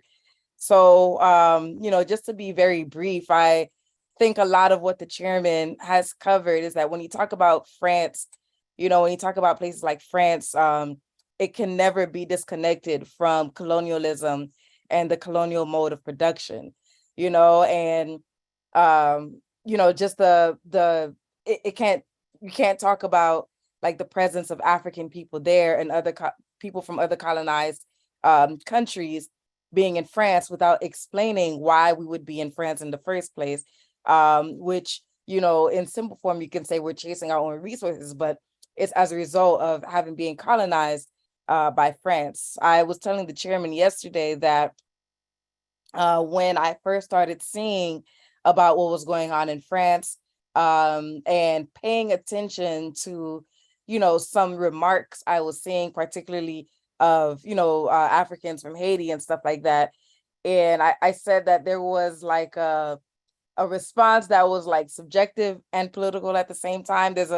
They may not realize that there's a political, you know, thing under it, or maybe they do, but a lot of people were just saying that they're, you know, like, well, I'm just happy that France is burning anyway, you know, just in a very, some were saying it, trying to say it through jokes or in a casual kind of manner. But what they were getting at is that, you know, they recognize France as, you know, the history of Africans in Haiti and France. And of course, as was just mentioned, the revolution that we were able to wage against France. But I think, you know, that just speaks to the deeper question. When you talk about, you know, the police murder of somebody, you know, as we learn in African internationalism, it does bring the question of the state, and it brings, you know, the purpose of the state. As you know, in other studies, you'll learn that, you know, the state is there to protect the interests of the ruling class. And, you know, in a colonial system, in a world that, you know, has been maintained from colonialism from over the past 600 years, then the state is a colonial state as well. So that, you know, there's no way that that can be removed from the conversation. And another thing is that when you see just in the world right now, at any thing that happens, you know, you see that the majority of people's response is looking more and more like what we see in France recently. You know, we've seen it happen in the United States. We've seen it happen, you know, after the murder of George Floyd. We've seen it after, you know, the murder of Mike Brown in 2014, George Floyd in 2020. It's like the world, you know, the population of the world is just tired of, you know, any form of oppression that is existing. So at, you know, at any moment, you know, the people are very ready to respond in this kind of manner. And that is a problem for, you know, white power and the imperialists, is what, you know, what is called as the crisis of imperialism. I do want to touch on two more things. One is that, you know, on the question of civilization, you know, it's interesting how that conversation takes place, because on one hand, you do have people who do see, you know, France as this, like, you know, as they see the, you know, France, United States as like the example of, like, you know, human civilization and stuff like that. In Europe, they're the ones that civilize the world, as, you know, as colonial, like, you know, anthropology would teach you that we were never civilized or anything like that. We didn't have civilization. So to see this happening now, it to them looks like a step backward into civilization, because this is also what they would call, you know, they call us uncivilized when we have our uprising. This is, you know, the images where if an uprising is taking place in Haiti, you know, oh, why are they burning down their own place, whatever. They try to make it about whether or not you're civilized or uncivilized, and not the fact that, you know, if you're living on a plantation, you know, we shouldn't be trying to be upkeeping the plantation to begin with. You know, we should be trying to burn down that plantation and making sure that we don't live in a world where there would be, you know, enslavers and the enslaved.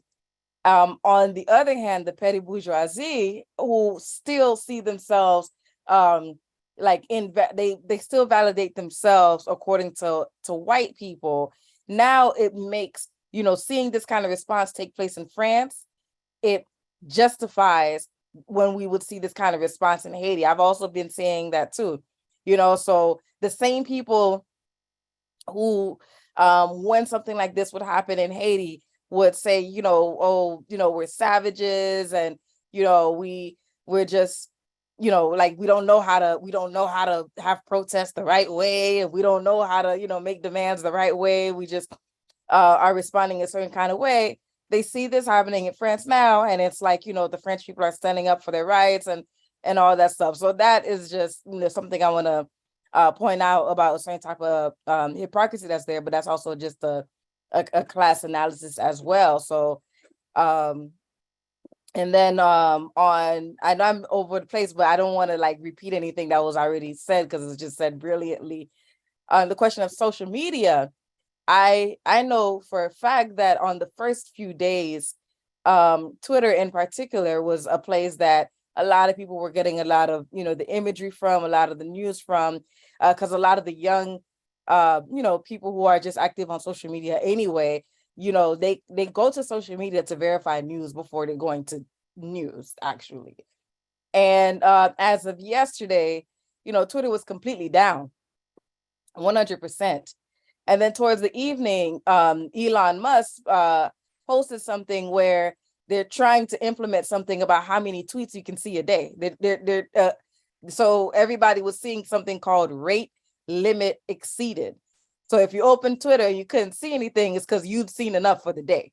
This is how, this is how they are responding to just people wanting to get the information, because when people see this information, people, not just talking about France, but even talking about, a conversation I've been seeing happening at the same time is a lot of the laws that are passing in the United States where, people are saying that, the rights of different people, what people will call minority groups, are being taken away one by one. They're trying to take us back to the plantations.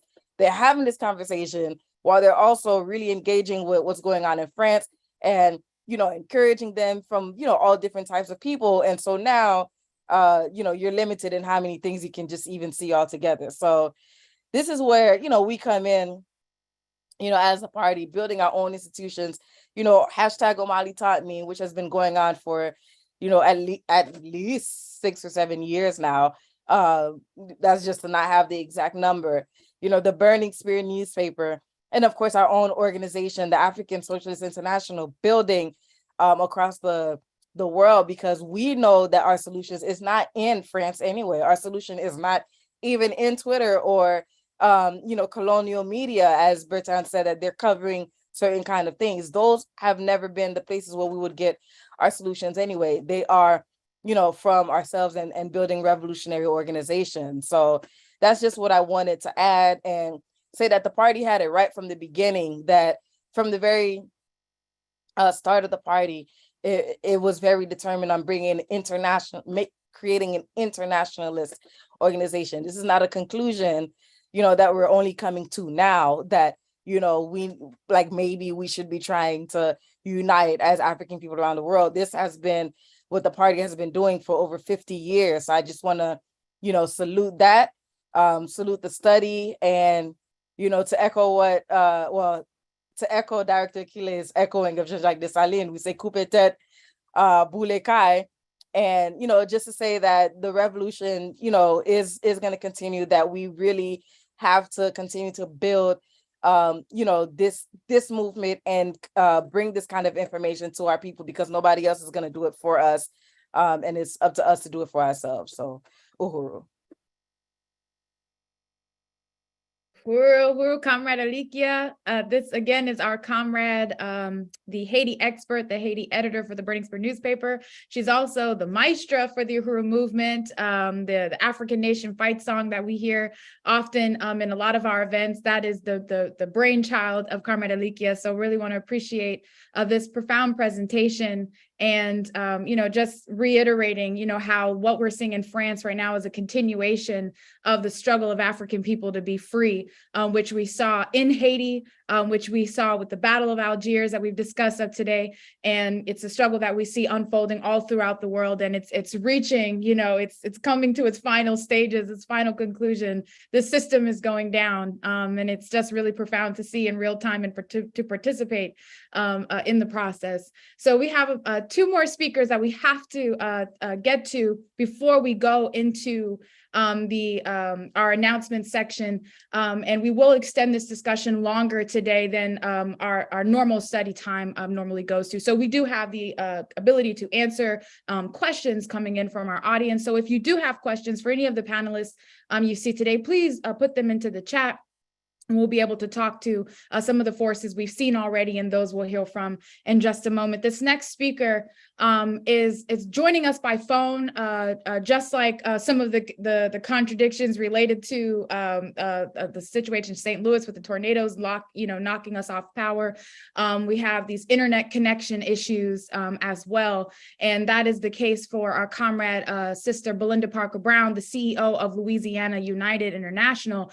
Louisiana also having an important history with French colonialism, but want to bring up Comrade Sister Belinda Parker Brown, who will be joining us by telephone. So you will not be able to see this sister, but just remember this name in Louisiana United International, and I promise you will not be able to forget Comrade Belinda Parker Brown when she's done. So, Comrade Sister Belinda.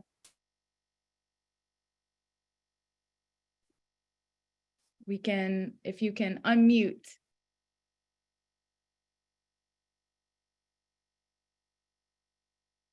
She's still muted, comrade. So let's see if we can give it. Oh, there we go. Uhuru. I heard something. Sister Belinda, are you there? Yes, Uhuru. I'm trying to, wow, I really appreciate this opportunity. I'm a little under the weather, but I've been listening to all of the presenters and this very serious and necessary discussion. And I just would like to say that here in Louisiana, can you hear me? Can you hear me okay? Hello? Uhuru, yes, Sister Belinda, we can hear you. Okay. Well, I'm just saying, just listening to all of this very serious and necessary discussion that we're having on what's happening in France, while we cannot be nice about what's happening, especially, when we see states like Louisiana, where, people are dying in these death camps. We just got a notice on a few days ago that 5 people expired inside of the prisons just due to the heat. It's like been like 113 degrees.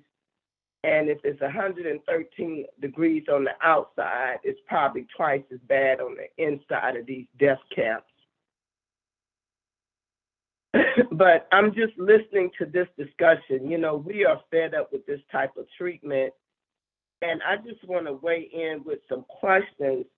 When we have situations like the way Black people are being treated in America, I was watching, what's happening in the Ukraine, where the people are so grateful, they're so thankful, they're so appreciative that we allowing their children and their families and stuff to come here and giving them billions and trillions of dollars. And I'm just figuring out, what is the nexus? What is it that we don't understand, that they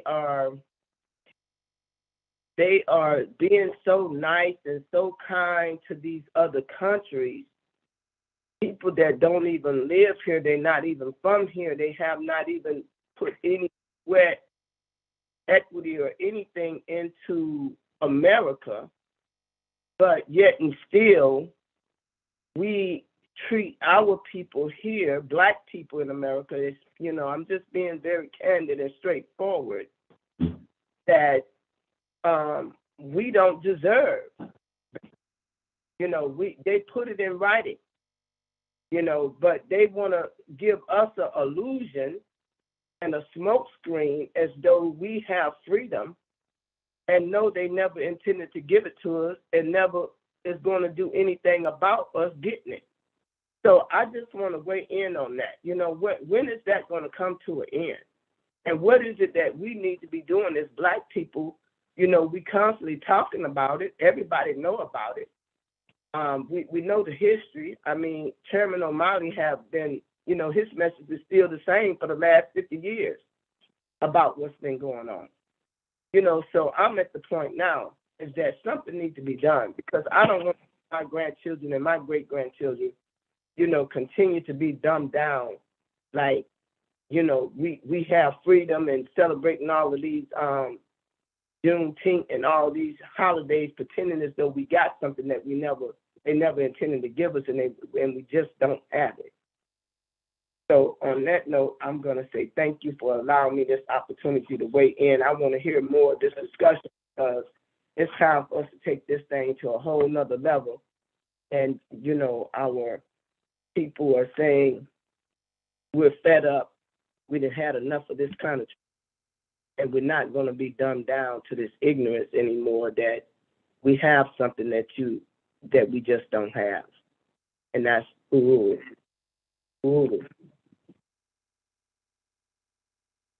Uhuru, Chairman, you're muted. So let's see. Get you. All right, there you go. I just wanted to express appreciation to Comrade Belinda Parker Brown. She's an extraordinary warrior. As she said, she's sort of, she was kind enough to come on, despite the fact that she's, as she characterized it, under the weather now. But she's such a fierce fighter, you know, especially in Louisiana, the state of Louisiana. You can probably tell by the name that France has something to do with that too. It's named for some French guy. But I think that one of the outstanding struggles that Comrade Belinda Parker Brown has been involved in brings us back to something that duty that Comrade Breton was speaking of, how you have a certain kind of treatment, different treatment for Africans that you have than you have for white people. He said French when he was talking about what was happening in France. But we're talking about white people. They name themselves white as a consequence of the whole emergence of the colonial mode of production. They name themselves white, and it distinguishes themselves from the rest of the world. And so we look at Louisiana in particular, which has a horrific history in the borders of the United States, which itself came into existence through genocide of the indigenous people and the stolen labor of African people in particular.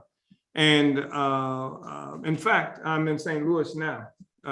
We talk about Louisiana. I'm in St. Louis now. That came about, named for the same guy, a French guy, right? And that Africans in Haiti made Louisiana possible and necessary with the Haitian Revolution, when France had control maybe a third or more of the territory that now is called the United States. When our brothers and sisters took Dessalines seriously and did coup d'etat boule kai and defeated French troops, crushed France, Napoleon's forces, et cetera, made it impossible for him to defend this territory. And so the pedophilic murderer, Thomas Jefferson, was able to get this territory that's called the Louisiana Territory, including what is now called St. Louis, for something like $15 million, which purchased not only the territory, but all the people in it. Talking about the indigenous people. There were people here when Jefferson bought the Louisiana, and he did that to be able to extend slavery inside the United States at a time where slavery was supposed, the export of slavery was, from Africans from Africa here, to the United States was becoming illegal. So I wanted to make the point that several points. One is that Comrade Dooley was talking about how the laws are different and they act like they're above the law. And the reason they act like they're above the law is because they are. Who made the law? If the slave master makes the law, then slavery is legal, which means the slave master is above the law. If the colonizer makes the law, then colonialism is legal, which means, that's the nature of the social system that we live in.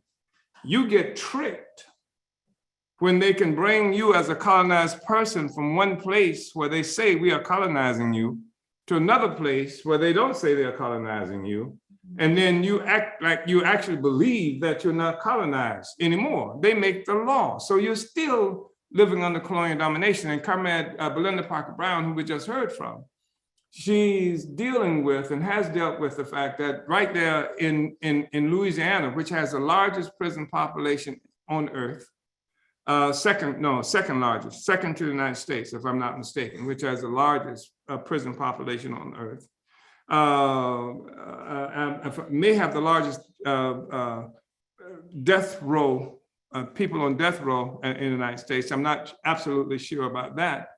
But they've created a law in Louisiana early on. So they have this really dignified and civilized legal system. So 12 men true and what? How's it go? Well, you go before a jury of 12 men true and something for convictions, for ruling. Say it again. A non-unanimous jury verdict. Yeah, but they have this saying here about when you go before a jury, it's before 12 men. They said 12 men true and something. And so that was really civilized and democratic process that people go before their peers and be convicted and go to court. And this is what the ruling, this is what it's supposed to be, they say. But in Louisiana, they had a process where they could convict first with, I think, 9. Only needed 9 people. Was it 9 or 7? 9. 9 Right, people 9. initially, and because they factored in what it would take to get to get conviction. So if you had 9 people who can convict out of the 12-person jury, then there was no likelihood that an African was not going to be convicted, right? And so in 2018, I think it was successfully challenged, and the Constitution in Louisiana was changed. So now, well, before then, 1973, they changed it so it took 10 persons. You had to be 10 persons. They changed it because it was clear, historically evidenced, that the reason they created this was because they wanted to convict Black people. So they wanted to obscure this in legal terms by changing it. So now it took 10 persons.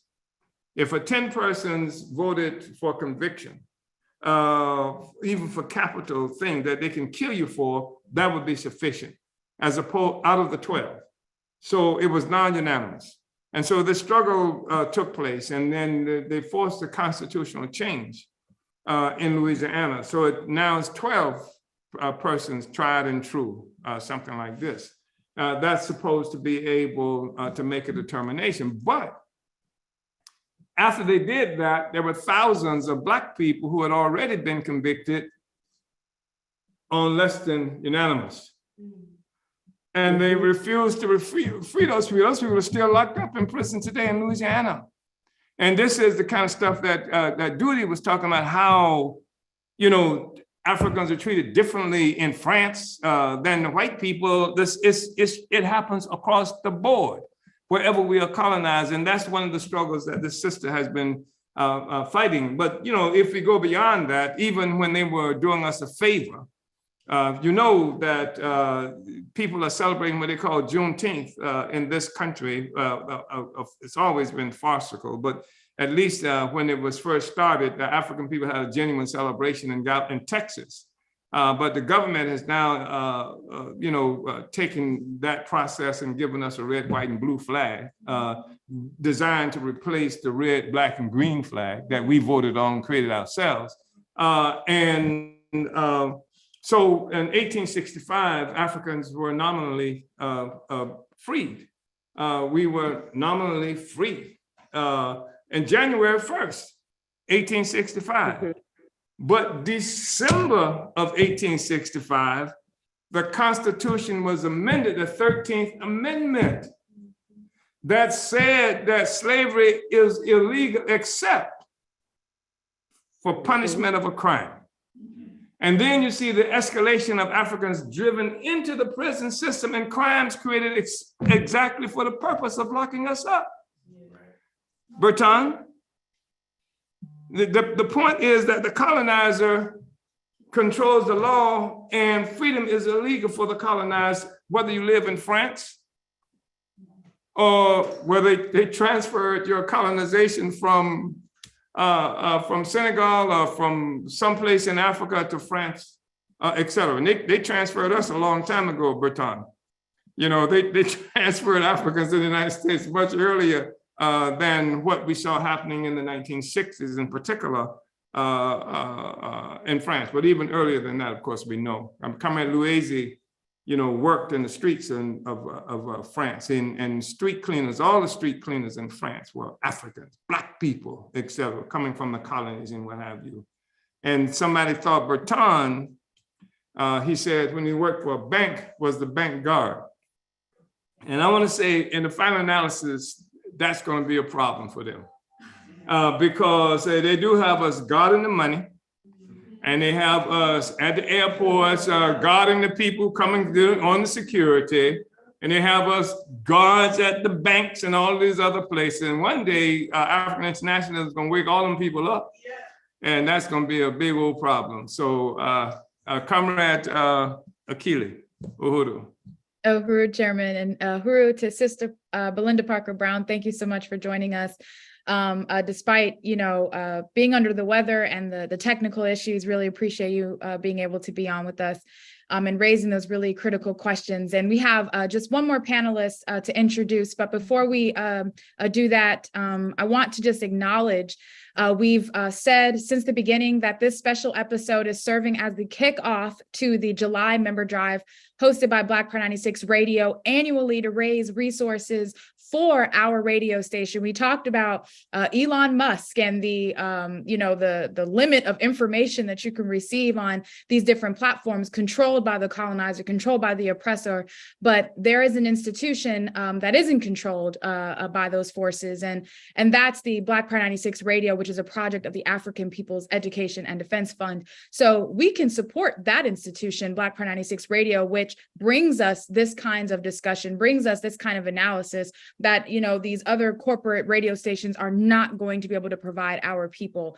And so donating to blackpower96.org/donate right now to help contribute to the $2,500 goal of this show today in the context of a larger goal for the remainder of July for Black Power 96 Radio. So we want to raise $2,500 by the end of this study.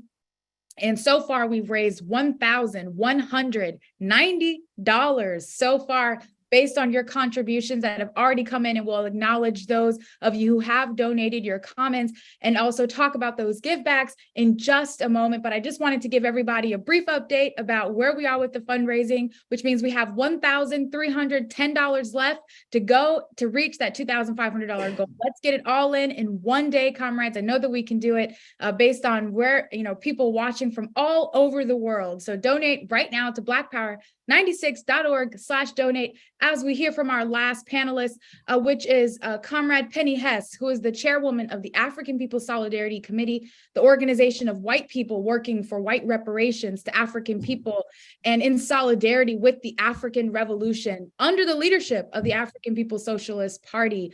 And Comrade Penny Hess, I also must mention, is one of the three who were indicted by the U.S. government, being, under the bogus charges of being a quote unquote Russian agent. But Comrade Chairwoman Penny Hess has been involved in the struggle since 1976, when the African People's Solidarity Committee was founded. And as we've stated up to now, colonialism is legal, and that being free for colonized people is illegal. And also what we're seeing is that being in support of the struggle to free colonized people and destroy colonialism is illegal. And they'll even attack white people who join the side of the oppressed and struggling to see a different world, a different future.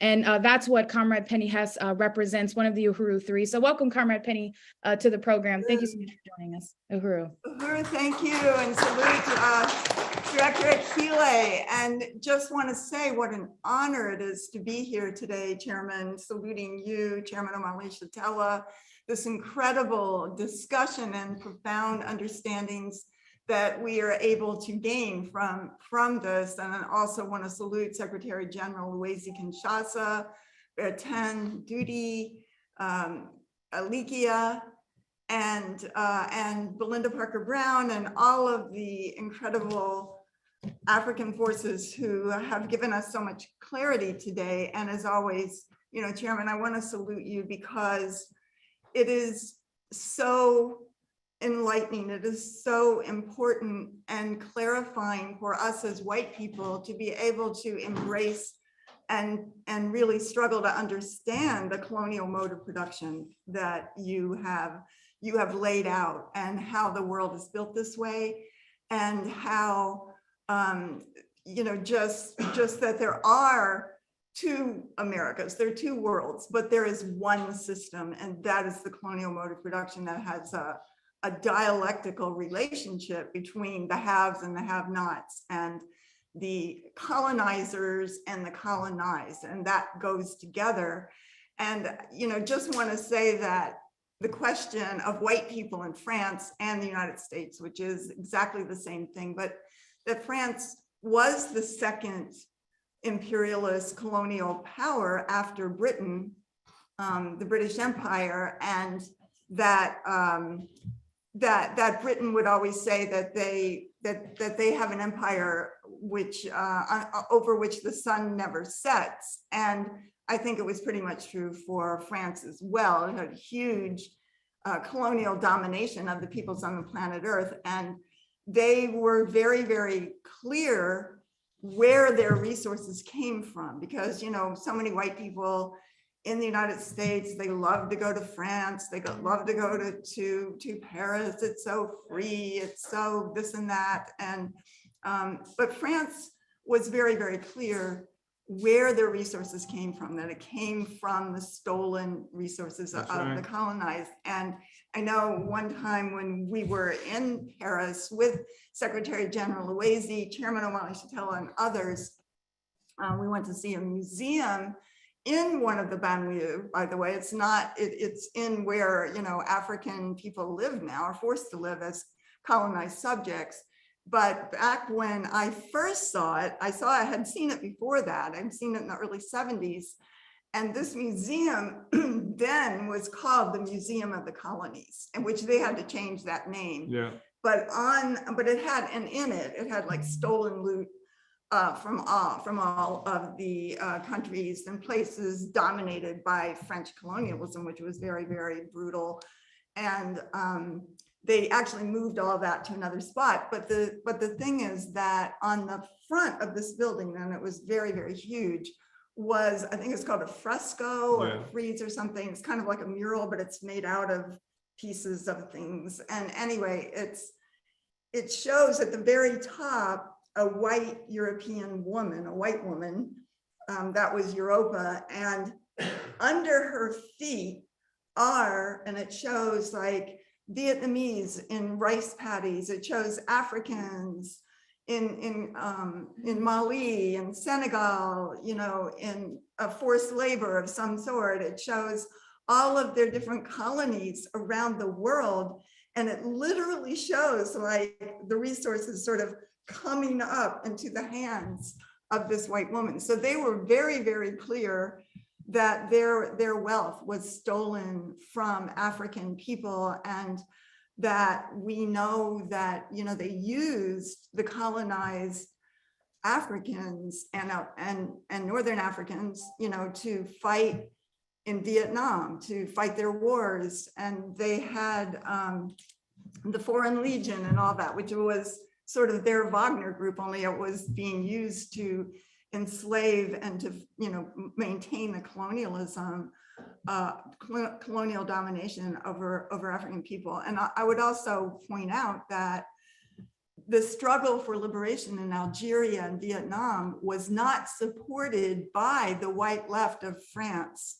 They united with the French government, which said that, oh, well, they're part of the French civilization and French nation, that they were supposed to be part of that. And it was actually like Jean-Paul Sartre and other people who followed Frantz Fanon that that united with the whole solidarity with the liberation of Africa, of Algeria and Vietnam, and not the white left that led that. Ultimately, the white left had to follow that, but that did not come from them, because the white left had total unity with the domination, the colonial domination of African people. And I just wanted to say also that, you know, as in England, the colonial history is not taught in schools, which is what they're trying to do here. But in any case, it is They're not trying to teach. You're not saying they're not trying. They're trying to take it away. Okay. We're trying to make that a reality Yeah. here, where it can't be taught here either. Yeah. But the colonial history, oh, all right, our electricity just came back on here in St. Louis. All right. All right, and I just want to say that, I think S.G. Louisiana, you were talking about all these rebellions of white people, these demonstrations, very, very, very militant demonstrations to keep their pensions and to keep their retirement age of 62 years old for white people, as opposed to the government wanted to change it to 64. And they were like, hell no, we're not doing that. And I just want to say, you know, just to be clear, that the kind of benefits that white working people in France get is full health care, full pensions, and they get to retire at 62. They get 5 or 6 weeks vacation a year. Mm-hmm. And it's really famous. Like if somebody goes, a tourist goes to Paris or France in the August, the entire city is shut down because they go on vacation for a whole month in August, and they get their workplaces have like lodges in the mountains so they can go skiing in the winter, and you know, all this. So they have incredible, they get full maternal and paternal leave for like 6 months or more. And they have, some of them have childcare there. So they have all this at the expense of the colonized and the conditions that exist in the suburbs where, and you know, Paris is a circle, and on the entire circle around it is packed with suburbs, but it costs like $25 to take the metro or the subway into Paris from those things. It's not like, oh, well, you could spend $1 and go there, but you know, they make it really impossible. So yeah, so I just wanted to say that the opportunism of the white left, the white working people there, very clear that they sit on the pedestal and they want to fight to maintain that. And but that nevertheless, there is a crisis of imperialism. And from what we understand, I believe what S.G. Louisiana was saying, there are white people who are drawn in and who are supporting, who have expressing support with the struggle of African people that's going on right now in Paris. And you know, that as the point that the chairman makes is that it's not good enough to be sympathetic, though, that white people have to be organized under the leadership of the African Revolution, whether they're in France or whether they're in St. Louis. It's not about the good white person who's going to voice some kind of support for this very just anti-colonial struggle. We have to be organized under the leadership of the African Revolution. We have to go back into the white community and organize other white people just like ourselves and pay reparations to African people, everything that is owed, that we can see, whether in Paris or here in St. Louis. And yeah, so I just really want to salute this powerful session of O'Malley Taught Me today, and express my unity through reparations and unity with the African People's Socialist Party's leadership as the future of all people and the only force that can lead all the forces in the world to destroy the colonial mode of production once and for all. Uhuru. Uhuru. Unity through reparations. Uhuru, Director. Uhuru, Yeah, I just want to say, send the money. Please send the money. Where do they send it to? How do they send the money? Say it quickly so I want to. blackpower96.org/donate.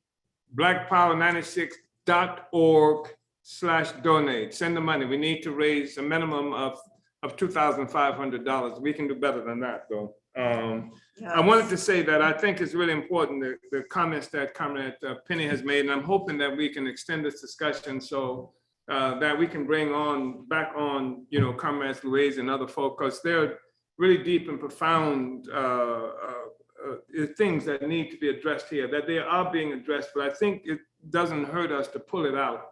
For one thing, I think it's critically important for us to recognize that what we talk about, we say a colonial mode of production, and by which we simply mean that every society has a means through which it acquires what it needs to exist.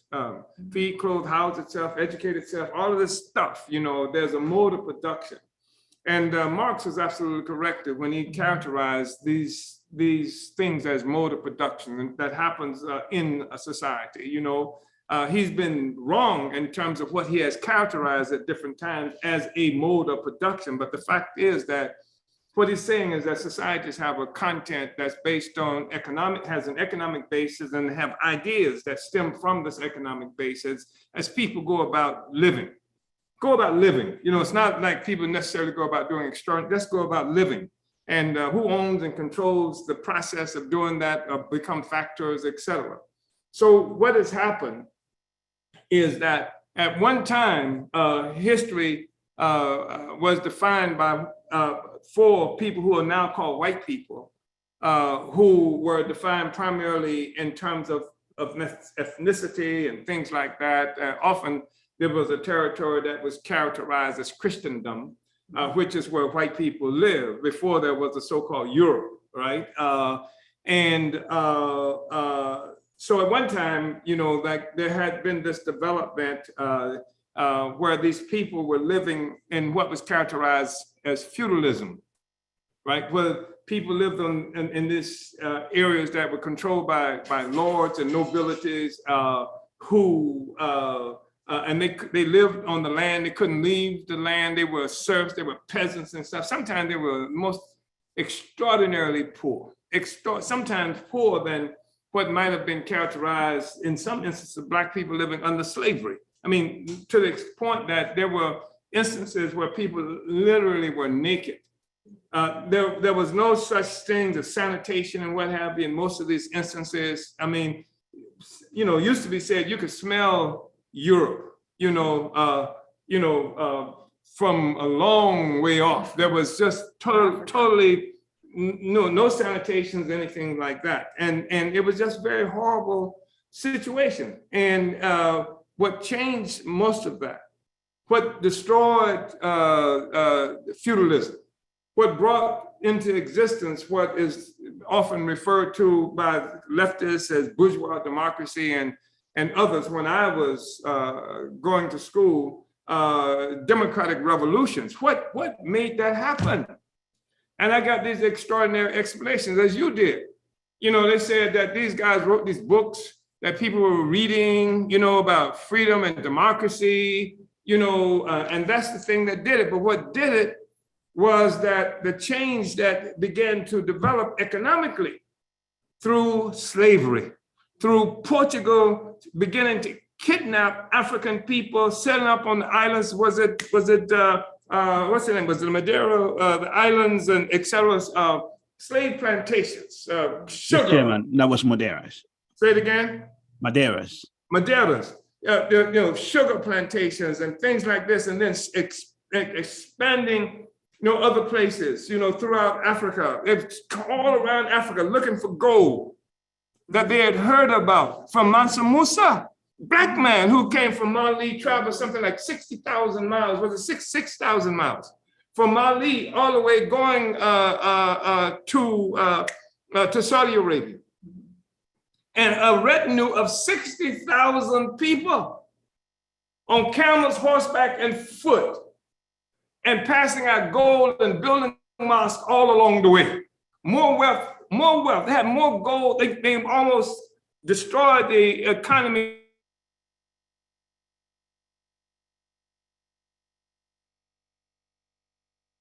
Uhuru, we lost the audio of the chairman.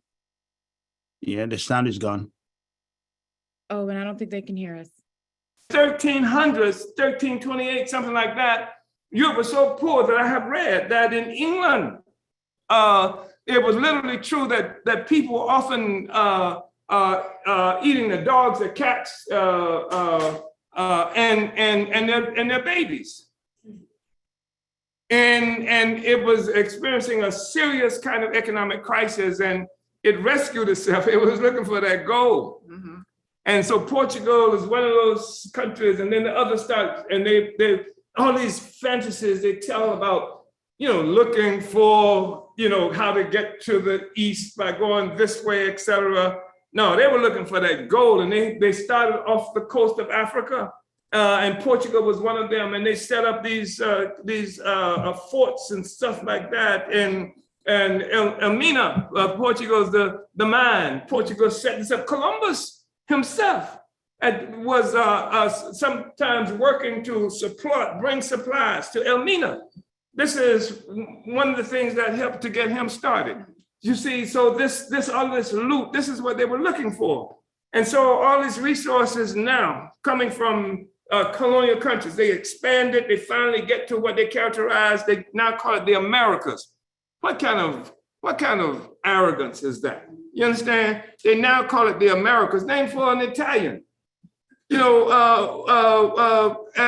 they've started bringing all these resources into this place. So whereas it used to be, you had these entities, these ethnic groups engaged in tribal warfare with each other, defining themselves primarily in relationship to each other. Now they found a new racket. And so they're beginning to discover this is where the loot is. This is where the gold is. These entrepreneurs, if you will, the pirates, people who, what were pirates called? Privateers and other forces like that who did not work. Sometimes they didn't work for the nobility. In fact, sometimes they worked against the nobility because the nobility had laws and restrictions on who could steal, who can engage in slavery and stuff like that. And they had to violate that. Even free trade as a consequence of a struggle that was being made by these people who wanted to be engaged in slavery, and it was dominated, monopolized by the nobility, right? So all of these struggles happened, all these resources came. This is the thing that busted up feudalism. Wasn't some lofty words written, by some European philosophers or economists. It was this resources coming in and the restrictions that the feudalism placed on their ability to stretch out and get everything they needed to build what they wanted that made it necessary for them to overthrow what was characterized as feudalism. You with me on that? And then, and so this freedom that they began to attain that Marx was able to characterize as progressive, the advent of capitalism, because it was progressive for Europe. Because you got these people living naked, living under the worst kinds of conditions, et cetera. And now they can leave the land, the so-called enclosure laws and stuff that was put in Europe. They can leave the land now, and they can go and sell their labor power to whomever wants to buy it. That was progress. Tell me that wasn't progress for them. but their progress came at the expense of Africa and what we now call the Americas. That's why Marx was able to say that the capitalism has its foundation in what? This primitive accumulation of capital that came as a consequence of transforming Africa into a warren for the commercial hunting of black skins. He talked about all of these other things that happened to India, to what we now know as the Americas. This is the foundation. This is the thing that destroyed feudalism. And this was the bridge that capitalism had, that feudalism had to cross in order to get to what we now know as capitalism. The thing that holds it all together is the colonial question. This is the thing that it rests on. This is what it stands on. Without colonialism, you don't even have a Europe. You don't have a France, you don't have a Europe. All of the definition that became, the white man was born through this process. Was no white man, was no Europe.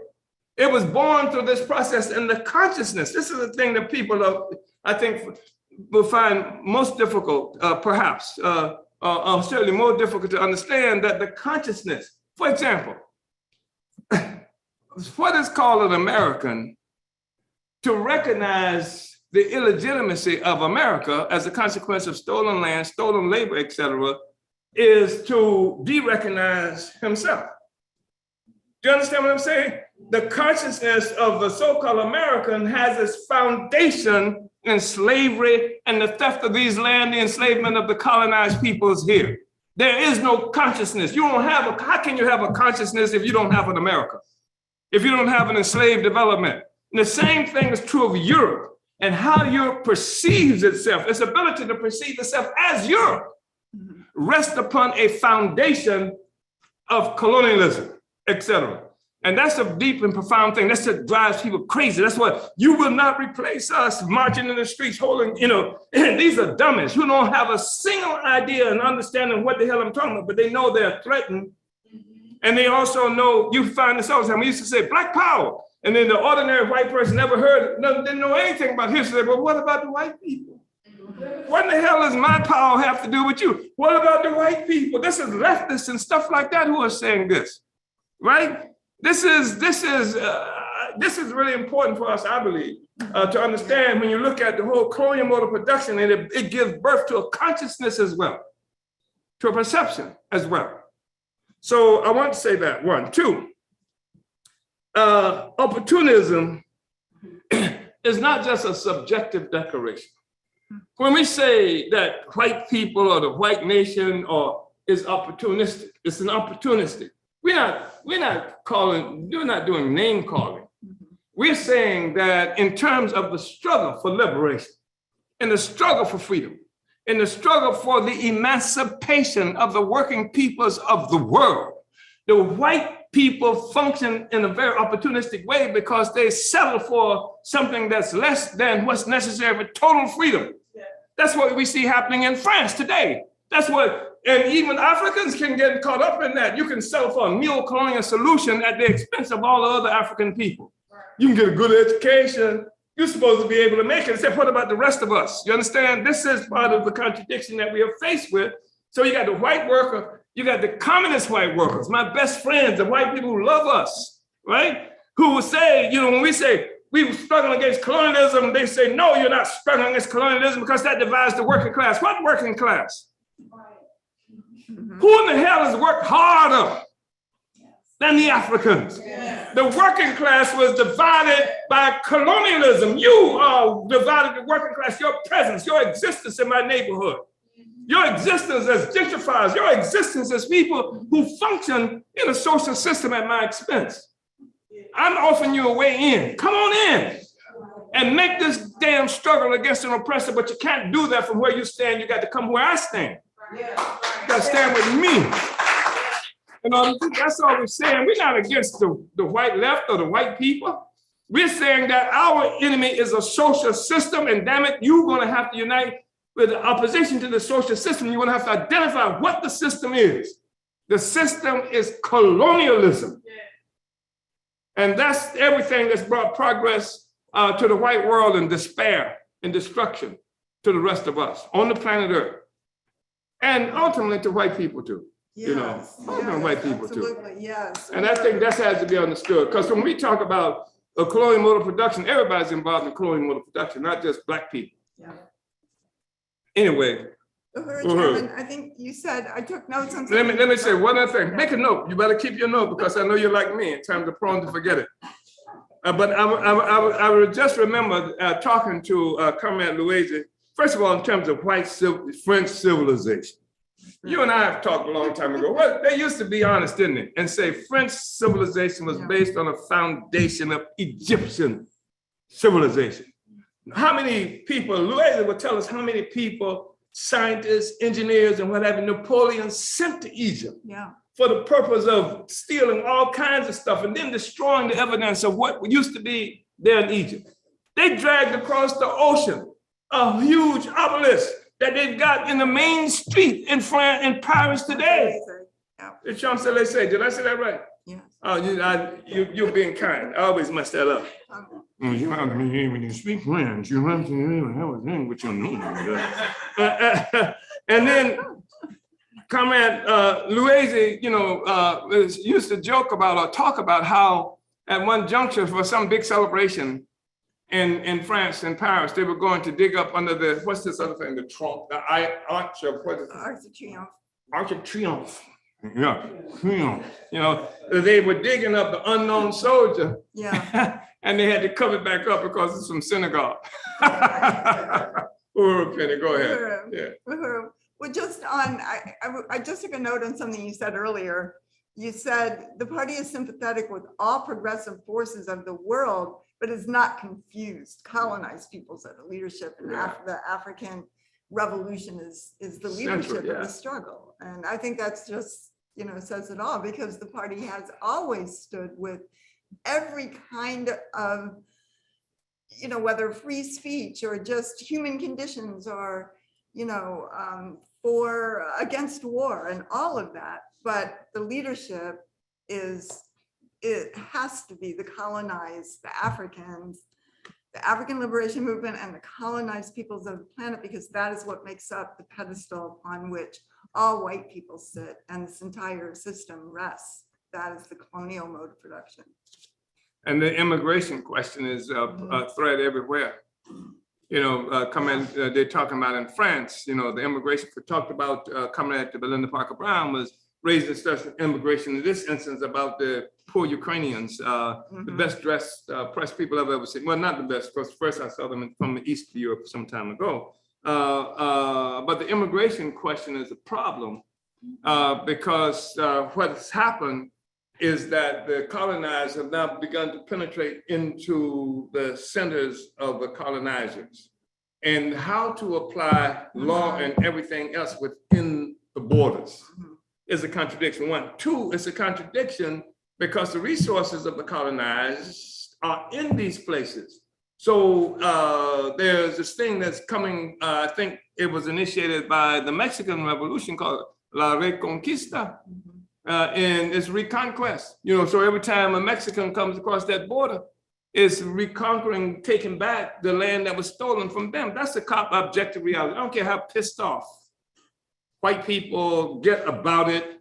I don't care how many dirty names they want to call the places that we come from. That's an objective reality that you cannot erase by bad names. And so there are other people I know who want to enter this discussion. I know Comrade Akile is trying to get control of this, and she wants to say, send money now. We have to have a minimum of $2,500 for this show. And actually, we've exceeded the time that we usually have for this show, so we should have had $2,500 by now.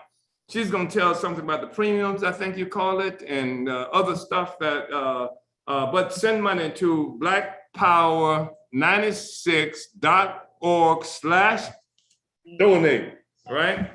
Uhuru. Uhuru, Chairman, yes, and I hate to be the one that interrupts this incredible discussion, but we will continue it, so people need not to worry, and I see questions coming in, so I do want to be able to take those as well.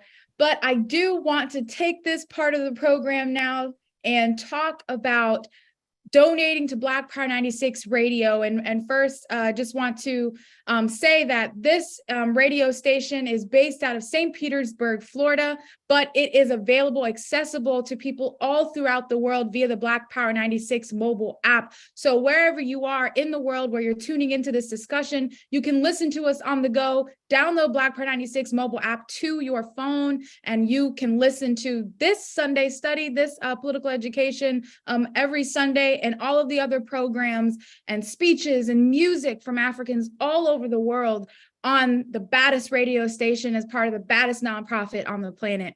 So as mentioned at the beginning, July is the July member drive for Black Power 96 Radio, where we raise funds, support for this radio station. And Omali Taught Me airs on Black Power 96 Radio.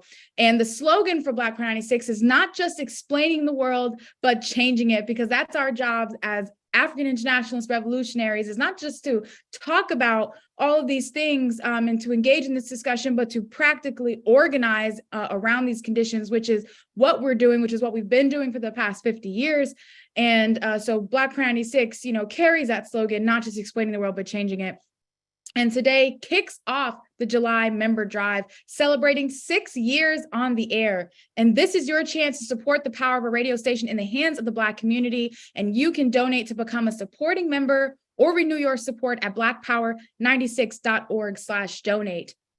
Help Black Power 96 Radio in its struggle to win back $100,000 in grant funding that the station qualified for, but was denied by the Pinellas County Commission. And this is why our goal this year in July is higher than it's been in previous years, because our fund drive is not just to support the station and being able to keep us on air, but to also be able to carry out this fight back against this colonial government, its iteration in the form of the Pinellas County Commission locally to the St. Petersburg area. This was an unconstitutional, discriminatory attack on freedom of speech.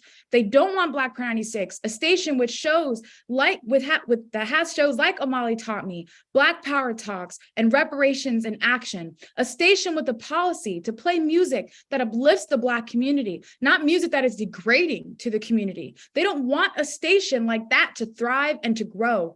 Black Power 96 listeners, volunteers, and other supporters have organized to speak at now 2 public meetings against the denial of the funding. Black Power 96 acquired over 700 supporters signing a petition recently started, and the station is continuing to build this campaign on the ground. And now it's time to take those who denied Black Power 96 and APDF funding to court. The station has hired a good constitutional lawyer, and part of the money raised in this July fund drive is going toward the legal expenses. Black Power 96 is fighting back, and with your help, they will win back in the grant funding, and more than that, will set a precedent that prevents these kinds of attacks from happening in the future. So contribute to this fight back and to what it takes to keep the station running every single day. Go to blackpower96.org/donate.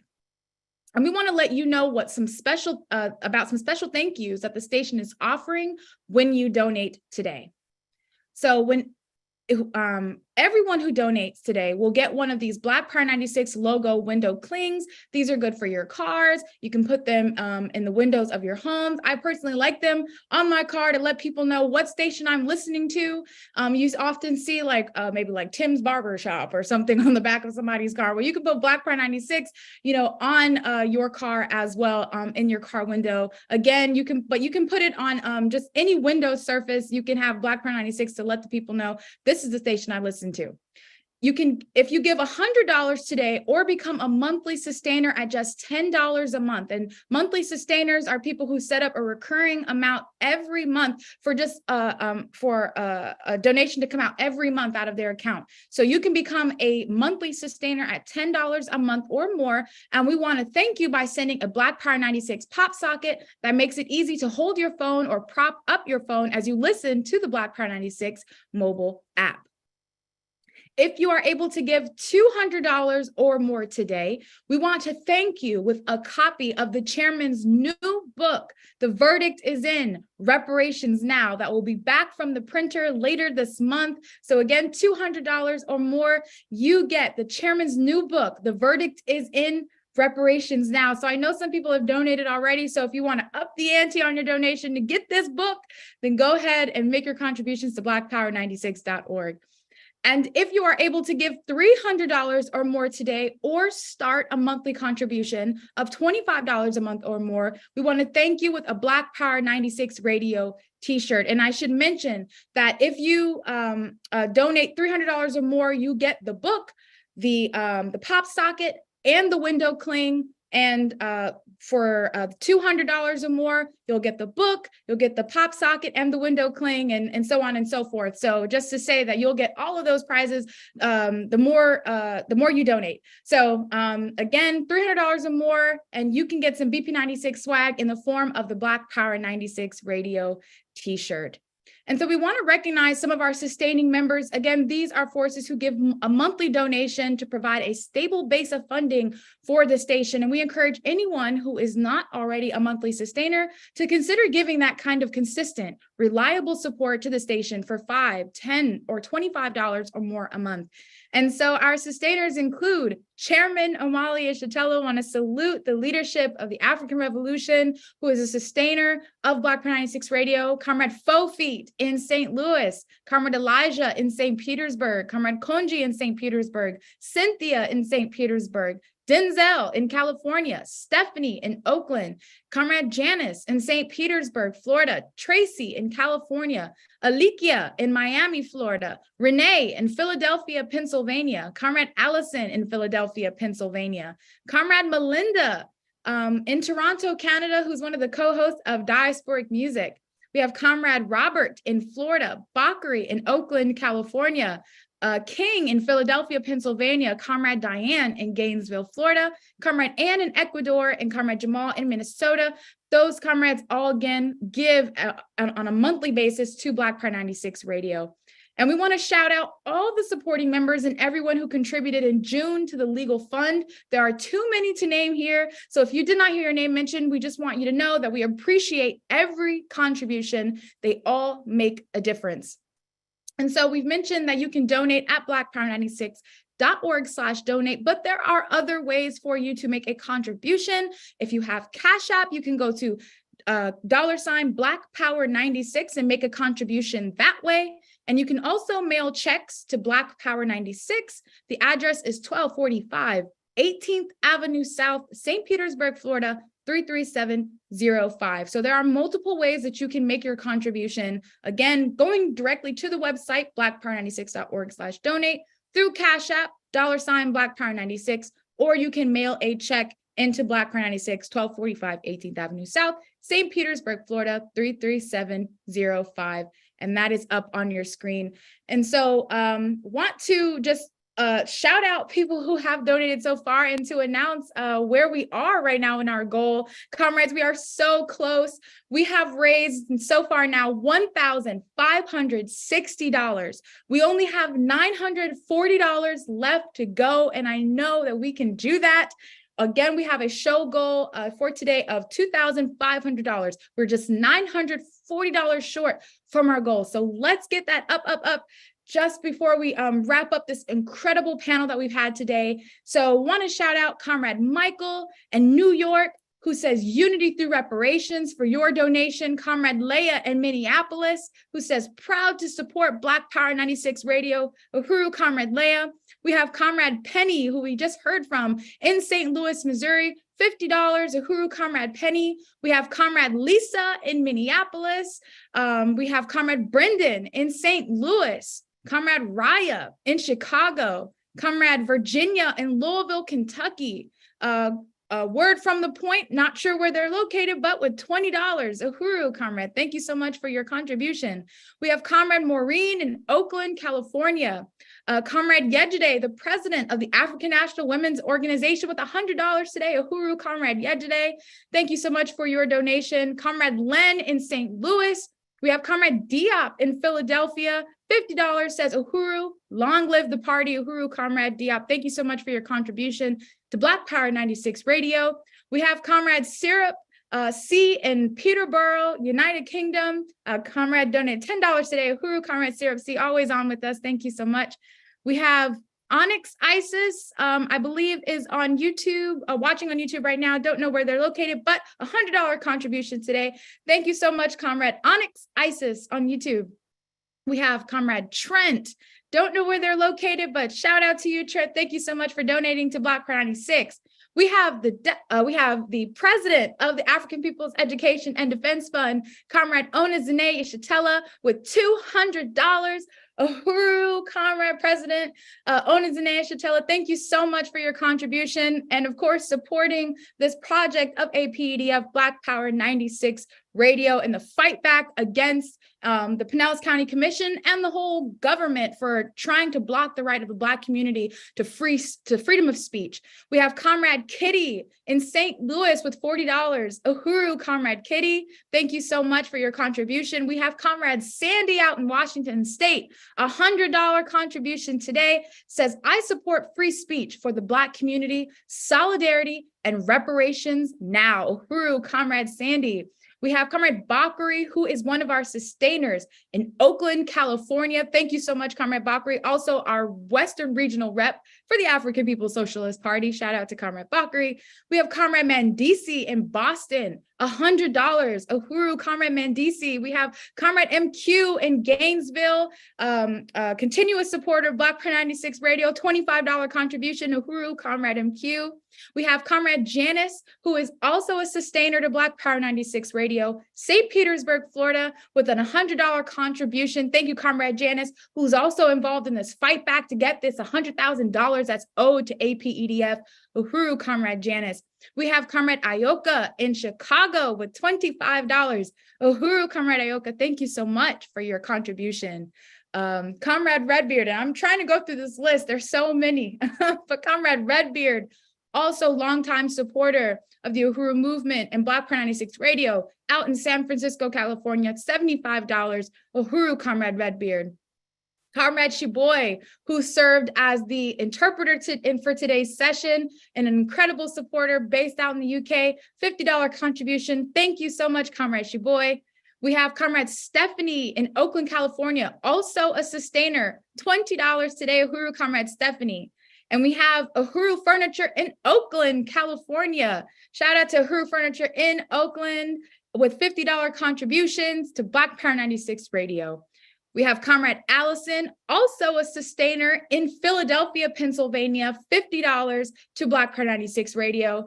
And in Philly, we also have Uhuru Furniture and Collectibles in Philadelphia, Pennsylvania, with an $100 contribution today. It says, support the independent voice of the African Revolution. Uhuru Furniture and Collectibles, Philadelphia. Uhuru, and shout out to Enzo, where we got some beautiful pillows to furnish inside Black Pride 96 Radio. Beautiful, beautiful furniture. Uhuru Foods in St. Pete with a contribution of $100. Uhuru Foods in St. Pete, supporting Black Power 96 from Uhuru Foods and Pies, a Black Star Industries subsidiary, building an independent African economy. Uhuru to Uhuru Foods in St. Pete. Can't wait for the pie campaign coming up towards the end of this year. We have Comrade Brooke in Tampa with a $25 contribution today. Uhuru, Comrade Brooke.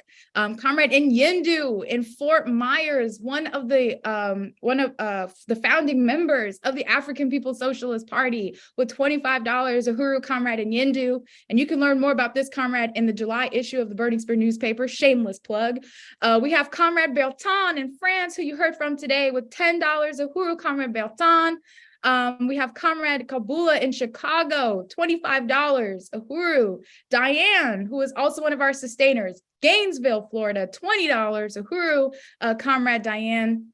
We have Comrade Moti out in Florida with $20. Uhuru, Comrade Moti. Comrade Ebony, not sure where you're located, but thank you so much for your contribution of $10 today. We have Comrade Chimarenga, the Director of Organization for the African People's Socialist Party, with $25. Uhuru, Comrade Director Chimarenga, thank you so much for your contribution. We have the One Africa Market in Philadelphia, Pennsylvania. Somebody wants this Reparations Now book, $200. Uhuru to the One Africa, One Nation Market in Philly. We have Comrade Mwezi, the chair of the Hands Off Uhuru, Hands Off Africa campaign, who became a new $5 a month sustainer out in San Diego, California. Uhuru, Comrade Mwezi. We have Comrade Jesse, not sure where they're located. I don't know if this is the Jesse I know or which Jesse this may be, but thank you, Uhuru, Comrade Jesse with $25. Oh, Jesse in St. Louis, one of the Uhuru three, Uhuru. We have Comrade James in Harrisburg, Pennsylvania with a $10 contribution. Wow, comrades, you are making it. It's all coming in. And I see another one right now, Comrade Demetria in Portland, Oregon with $20. Woo, I'm almost out of breath. We have raised now, comrades, $2,035, $465 left to go, and we still got time. So, wow, thank you so much, comrades, for those who have made your contributions so far. Very, very appreciative. Again, we are raising these resources as a part of a fight back against this government who's attacking this movement and attacking the economic institutions that serve the Black community, that support the Black community's right to freedom of speech and association, Black Power 96 Radio being one of those projects. So support this fight back, support Hands Off Black Power 96 Radio, support the right to the Black community's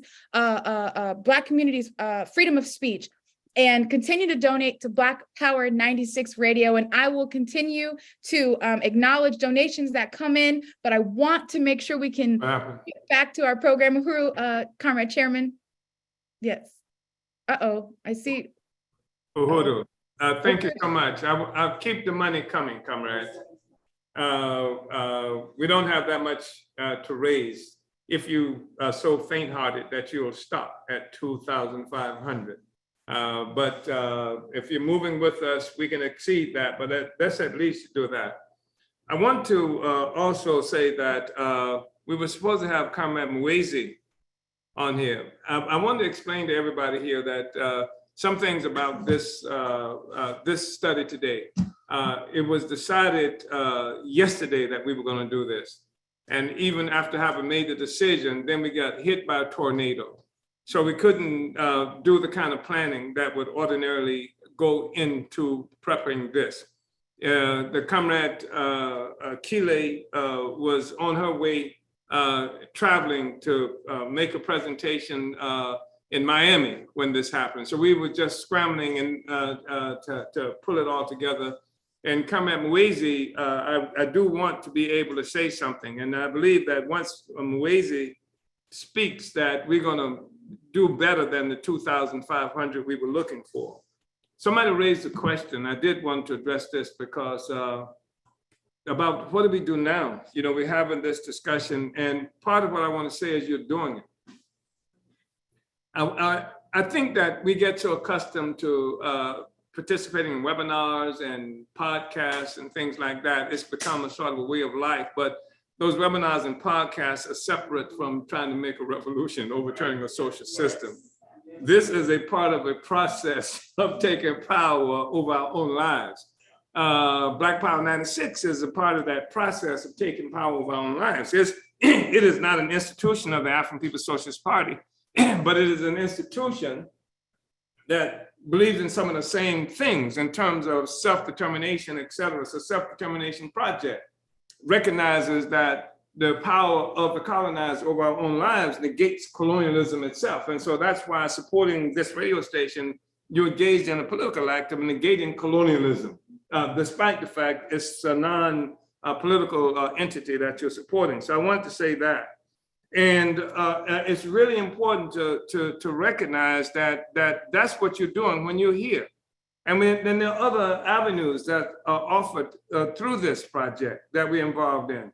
This is a part of a revolutionary project that this study, this coming together to provide the political education, to help to build the African National Women's Organization, to help to build the International People's Democratic Uhuru movement, to help to build the revolutionary project in the cities where you're located, the countries where you're located. Do the work. Come together with this. This is your presence here And your contributions contribute to that as well. So it's not just the same little coming to talk fest kind of thing that we've become accustomed to since the defeat of a revolutionary project. This is the revolutionary project that exceeds anything that happened in the 1960s. I was a part of it. I knew what the revolution of the 1960s was capable of doing. And we've gone beyond that. We've exceeded that by so many times over. You know, sitting right next to me, of course, is Comrade Penny Hess, who is the chairwoman of the African People's Solidarity Committee, one of the Uhuru Three. Comrade Jesse Neville, who is right now not visible to you, who is the chair of the Uhuru Solidarity Movement, one of the Uhuru Three. But they are part of the solution, the revolutionary solution that we've been fighting for. We've done this in this part. This is something that had never happened before. So that we have a sector of the colonial population. This is what duty is confronted with, what we're going to do in France, what those white people are going to do in France. It's not good enough, as Comrade Secretary General Louisiana talked about, for them to simply engage in the demonstrations. Everything is moved by what we do as colonial people. Even the ideological foundation of this country is shattered, even though they don't necessarily by themselves. They won't go to African internationalism. We take them there. And then they can make that concrete by joining the Uhuru Solidarity Movement. They can do that. White people can do that. You can join the African Revolution. But being part of the struggle against colonialism means you don't do it on your own terms anymore. You join the colonizer, upon whose back this entire thing rests. So I wanted to make those comments. And so why don't we go ahead and can we, Comrade Director, bring Comrade Mwezi in, who leads our hands-off Uhuru work? Because once they hear Mwezi, whoa, you're talking about $2,500. Whoa. Bring on, Comrade Sister Mwezi, Uhuru. Uhuru, Comrade Chairman, and I unite around the dynamism of this sister, Comrade Chair Mwezi, and she is just getting a little ready for us. She was facilitating bringing Sister Belinda Parker Brown in, so she's transferring from that place, and she's playing a lot of other roles behind the scenes. So she's coming in just a moment. But Chairman, I would like to make some, good announcements, if you will. Make some good announcements. Yes, some good announcements. So, comrades, we are at $2,435.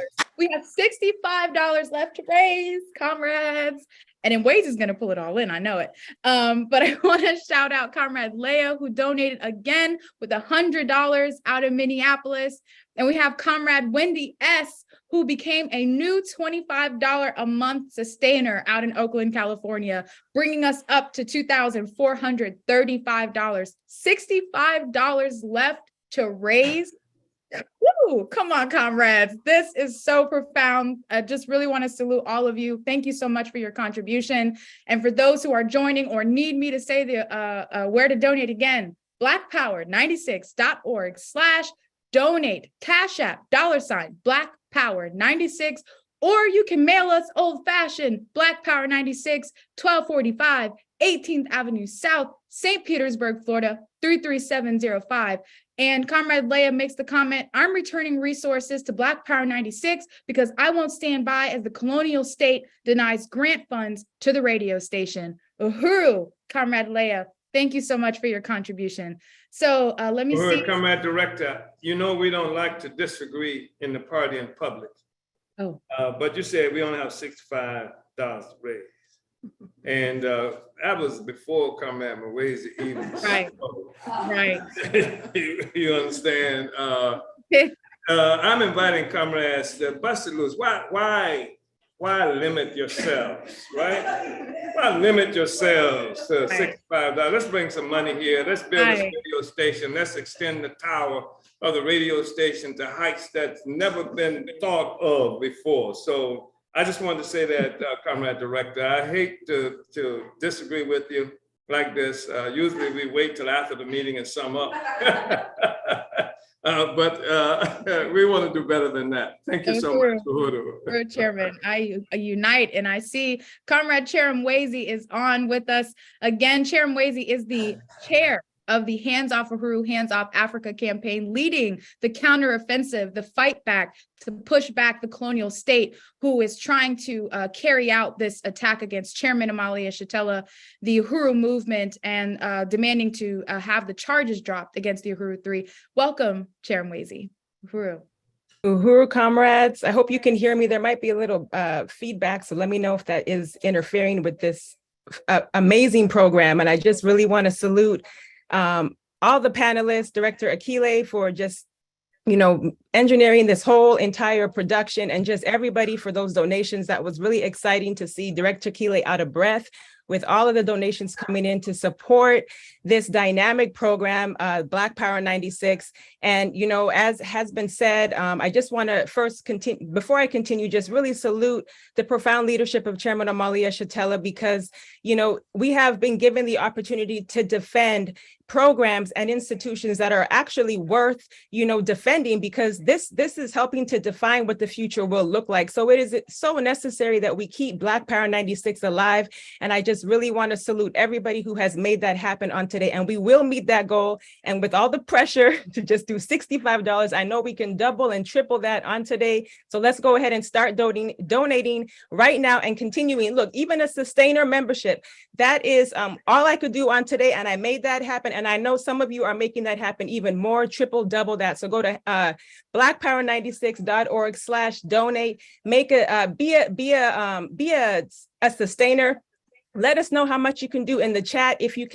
If you want to do that, go ahead and put in the chat right now. Email us at contact@blackpower96.org and let us know when you can donate, and somebody will remind you, because we are all about accountability and we want this station to continue to survive, and we're going to make that happen. So I just wanted to say that, as it has been said, I am the chairperson of the Hands Off Uhuru, Hands Off Africa Defense Campaign, and it is such an honor to be a part of this, to help lead this process under the leadership of the African People's Socialist Party, and making the demand to drop the charges on the Uhuru 3. You heard from Chairman Amalia Shatella, you heard from Chair Penny Hess of the African People's Solidarity Committee. You saw Jesse Neville in St. Louis throwing it down. This is just a tiny bit of the leadership that is coming under attack. And as we can see, Black Power 96 is no different. On the attacks on July 29th, when the African People's Socialist Party was attacked, the Uhuru House in St. Petersburg, Florida was attacked, and they took us off the air. They know how essential this station is. They know how important it is for us to be able to communicate with each other. So we have to be able to keep Black Power 96 thriving and alive. So go to blackpower96.org/donate right now. Make your donation. And Uhuru comrades, I'm seeing people in the YouTube chat. YouTube is on fire. I'm on YouTube chat, and I know we got a lot of energy in there. So I want to salute the chat moderators who are putting that in there right now. And I see we're doing that on Facebook as well. So I just want to, continue to let the people know that the Hands Off Uhuru, Hands Off Africa Defense Campaign is also committed to helping to defend Black Power 96 and all the institutions of the Uhuru movement. And there's a reason why we say Hands Off Uhuru, which the chairman and our panelists have laid it out. Hands off freedom, period. And nobody should have a problem with saying hands off freedom. And we say hands off Africa, because we understand that our freedom was lost with the assault on Africa. And this program, we have to remember that this program is touching on the colonial, is expanding what the colonial mode of production is, and helping us to see that it directly relates to what is happening in France, what is happening in Haiti, what is happening here within, wherever you are. If you're African or if you are a human being on this planet, you are dealing with the colonial mode of production. And we have an opportunity to continue to define what side we want to stand on. Either we are for it or we fight against it. And if you want to fight against it, you get behind this campaign, the Hands Off Uhuru campaign. You can go to handsoffuhuru.org and see how you can get involved. We are building committees all over the world to help build this. And we have comrades in St. Pete who are defending Black Power 96. We have comrades on the ground all over the continent of Africa who are defending and taking the word out to drop the charges against the Uhuru 3, hands off Africa. We are all over, comrades, and we want you to be a part of this fight back with us. So go to Black Power 96. This is how you can take one step to helping to forward the work of the Uhuru movement. I'm going to wrap this up because I know people will continue to donate as we open it up for questions. So go to blackpower96.org/donate, make that donation, and we say hands off Uhuru, hands off our Africa, and drop the charges against the Uhuru 3. So thank you, comrades. Uhuru. Uhuru, Chair Wazy, Uhuru. Uhuru, comrade. Uhuru, I know all the money has come in already, but I wanted to make I just know that. I just know after Comrade Wazy made her presentation that we were going to see a spike in the amount of resources that came in. I did want to mention, before turning it over to you to take it where it needs to go, Comrade Director, that some very important things are happening. One thing was extremely important, the Hands Off Uhuru, Hands Off Africa campaign. You see, it was named Hands Off Uhuru, Hands Off Africa before anything happened in France. And it was because the whole question of freedom and African people and our recognition as African internationalists of colonial mode of production helps us to really remember that what we're looking at, the attack on the Uhuru movement, the attack on the African People's Socialist Party was an attack on the liberation of Africa and African people globally. That's always been clear to us. So that's one of the reasons it was so important for Comrade Mwezi to present and for us to understand why it's been characterized as a Hands Off Uhuru, Hands Off Africa campaign. And also it was important for Comrade Mwezi to be here so that people can understand that what you've been seeing in France in terms of this resistance is something that the United States government has attacked most recently in the United States with the war that's being made against Black people through the African People's Socialist Party and the Uhuru movement. That's the same struggle. That's why they attacked us, because we are fighting against the colonial mode of production, but we are conscious of what it is that we're doing. And the problem that we have with the African Revolution, with revolution generally speaking, is the victims of oppression, exploitation often are not conscious of what it is that's happening to them and therefore, and do not have the organization and ideological clarity to pursue their own interests. But we are conscious. And so for that moment, and for this moment, because of where we're located in the United States, that's carrying out this massive, wicked campaign of oppression, exploitation against the peoples of the world, standing on very shaky foundation today, we have borne an important brunt. You can know some things about this Hands Off Africa characterization that we put forth when you look at the fact that for the first time in its history, a Black man, an African, a general, former general, if there's such a thing as a former general, has been made head of the U.S. Department of Defense. That's what they call it. And for the first time in history, the United States Marine Corps made an African a 4-star general after in more than 200 and some odd 46 years of its history, never had a 4-star African 4-star general.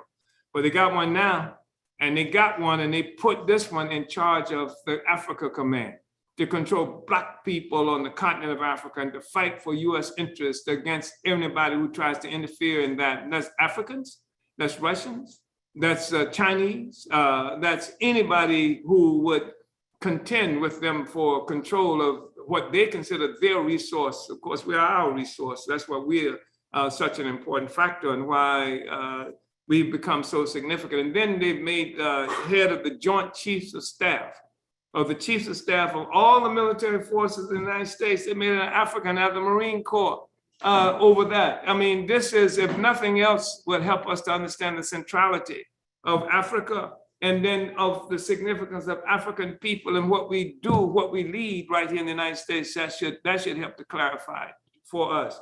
So when we look at what's happening in Paris, France rather, and see what's happening in Missouri or in St. Petersburg, Florida, we're looking at the same struggle. We're looking at the fact that we have led this struggle for a long period of time. We fought for more than 50 years in the African People's Socialist Party for the emancipation of African people, recognizing that we're part of the struggle of the oppressed peoples of the world. And make no mistake about that. You know, I want to be clear, because we run into different problems, especially from leftists and things like that, feminists and stuff. You know, as quiet as it's kept, most of the people who are participating here are too young to remember Anita Bryant, the orange juice lady out of Florida, who was the was the forerunner of this whole anti-gay, anti-homosexual movement, and had demonstrations. She was the first. She represented, was it Tropicana, one of the major orange juice corporations in the world. And Florida, that's where much of the orange juice corporation was headquartered. And we are the ones who led that struggle against Anita Bryant, white woman. And the white gays were upset with us because we were too militant. And I'm just saying that we just because we recognize the centrality of the question of Africa and colonialism doesn't mean that we don't recognize other expressions of exploitation and oppression, and that we are not opposed to them, because we are opposed to them. Because what we recognize is that the main fundamental primary contradiction in the world today is that which exists between oppressed and oppressor nations. And you know, some people they've created in the university this concept of intersectionality, that somehow everybody is sort of oppressed and exploited, and so intersectional. No, the main contradiction in the world today is exists between the oppressed and oppressor nations, between the colonizer and the colonized. Doesn't mean that within the oppressor nation itself there are not contradictions, and people do get exploited within the oppressor nation. And people do get exploited even inside the confines of the oppressed nation. But the fundamental contradiction, the one that gives rise to and allows the others to exist, is the oppression of nations by nation. It's the colonial contradiction. And so that's why we go in that direction. That's why we say that we have a saying that there is no pride in genocide. Telling gays, homosexuals of a colonizer nation, ain't no pride in genocide or colonialism, ain't no freedom for you, because your oppression exists within that foundation of colonialism, and it takes freedom for everybody. And it's just not obvious to you often. That's what happens when people talk, white people talk about fascism, or anybody talks about fascism. It's when remnants of or expressions of colonialism begin to intrude into the life of the colonizer. They say fascism, fascism. Hell, I was catching hell all along. Why you have to come up with a new name for it? You understand what I'm saying? And so we're clear on that. We're not avoiding that. We're asking everybody else, not everybody else, because most people can unite with it. We're asking white people, colonizer leftists, to recognize that and get on board with that. So I think it's really important, you know, like to say that, you know. And I wanted to recognize that we are moving. And Comrade Mwezi is in the center of this movement, in the center of this hurricane, because in November, the Black is Black Coalition that I chair, which is an organization of at least 18 different organizations crossing the ideological spectrum, uniting with the Hands Off Uhuru. Now, the Hands Off Uhuru campaign is uniting with the Black is Black Coalition for, I think, 15th or 16th annual march on the White House. Black people's march on the White House. But this march is something that will facilitate the unification of all the forces who are opposed to attacks on free speech and attacks on the rights of the people. The Cop City campaign, the struggle with the Tampa 5, and all the struggles of oppressed and other peoples around the world and in this country will be united under the leadership of the Black is Black Coalition.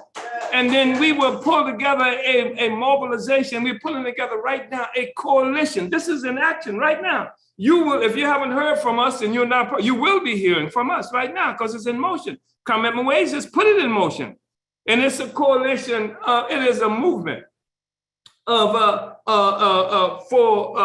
anti-colonial free speech mobilization. That's what the Black is Back Coalition is going to be hosting in November. And everybody who's on this need to be prepared to come to that mobilization, start packing, getting ready, because we're going to Washington, D.C. We're not going with the Wagner group or anything like that. We just expect to be in Lafayette Park, and hold this mobilization. If somebody wants to come out with their hands up and take the position, assume the position, that's on them, but that's not what we're saying, right? So we want to have this mobilization. We're asking everybody to come. We're building this anti-colonial free speech committee, coalition, mobilization, and all of the peoples of the world who can. The Cuban people who are struggling around ending the isolation, the attack on Cuba. Cuba ain't isolated, what's increasingly happening is being evident, those people who are trying to target Cuba, the ones who are becoming isolated in the world. So those people, Puerto Ricans, who experiencing the worst crimes that it's hard to imagine, harsher crime. Palestinians will be there.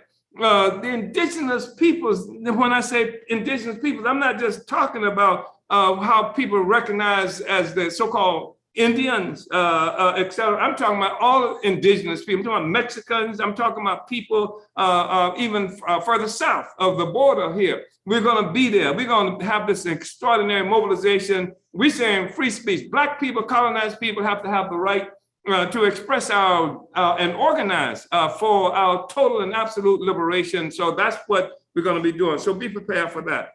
In August, I think is it the 18th and 19th or the 19th and the 20th? 19th and 20th. The Black is Back Coalition is having an annual conference in St. Louis. You can come to St. Louis. You need to come to St. Louis. Then you'll see why they're attacking us, like they're attacking them Africans in Paris. You'll see why they're attacking us because of what we have created here. And it's something, everything that we create is a criticism of what they have not done. You see, everything that we create is evidence of who they are. And it busts up this whole notion, this fantasy that they're trying to do good things for Black people. Come to St. Louis and see this. That's going to be August 19th and 20th. On the 19th, we're going to be sharing some space with the Black Power Blueprint. Because on the 19th, we'll be opening up, I say we, actually it's not going to be we, but there will be opening a fourplex that has been purchased through the Black Power Blueprint for the purpose of housing African men and women who are coming out of the prison system and who will be working with this workforce, African International Workforce Program. Because we've also created and working on finishing up Uhuru Bakery Cafe. And so people can, coming out of the prison, they can learn culinary skills, they can learn how to run their businesses doing culinary stuff, and there'll be a place for them to stay while they're doing that. So everybody's gonna be there, except you if you haven't made your reservation. So be prepared to come to this. So the Black is Back Coalition, the Black Power Blueprint just did this amazing basketball court. By the way, that basketball court was damaged by the tornado. We got to get some volunteers out there to deal with that. Just saw that on the way here. But that's what we're looking forward to. And I just wanted to make those announcements and hopefully they can be put in the comments section as well. We're on the move and that everybody should recognize that. Paris is just one, France is just one expression of the colonized being in motion. This is another expression that I'm talking about now. This is an expression that is guided by organization, guided by philosophy, and so is moving toward what end. So I don't know, Comrade Director, if you wanted anybody else to close it out or have any closing comments or anything like that, but I really appreciate this process, Uhuru. Uhuru, Chairman. Yes, in just a moment, I will extend the floor to our panelists if there are forces who have closing remarks and want to contribute them, but really want to appreciate what you've just laid out, Chairman. And just really important because as we provide the analysis for what's happening in France and how it's connected to the entire world, what we've also said is that we're changing the world. That we're not just explaining it. And what you just laid out is practical ways in which we've gone about and continue to go about changing this world to create the world that we are describing without a colonial mode of production, without oppression, exploitation. And there are so many forces who have heeded the call to change the world by donating today to Black Power 96 Radio. And I, of course, want to acknowledge everyone who has donated so far.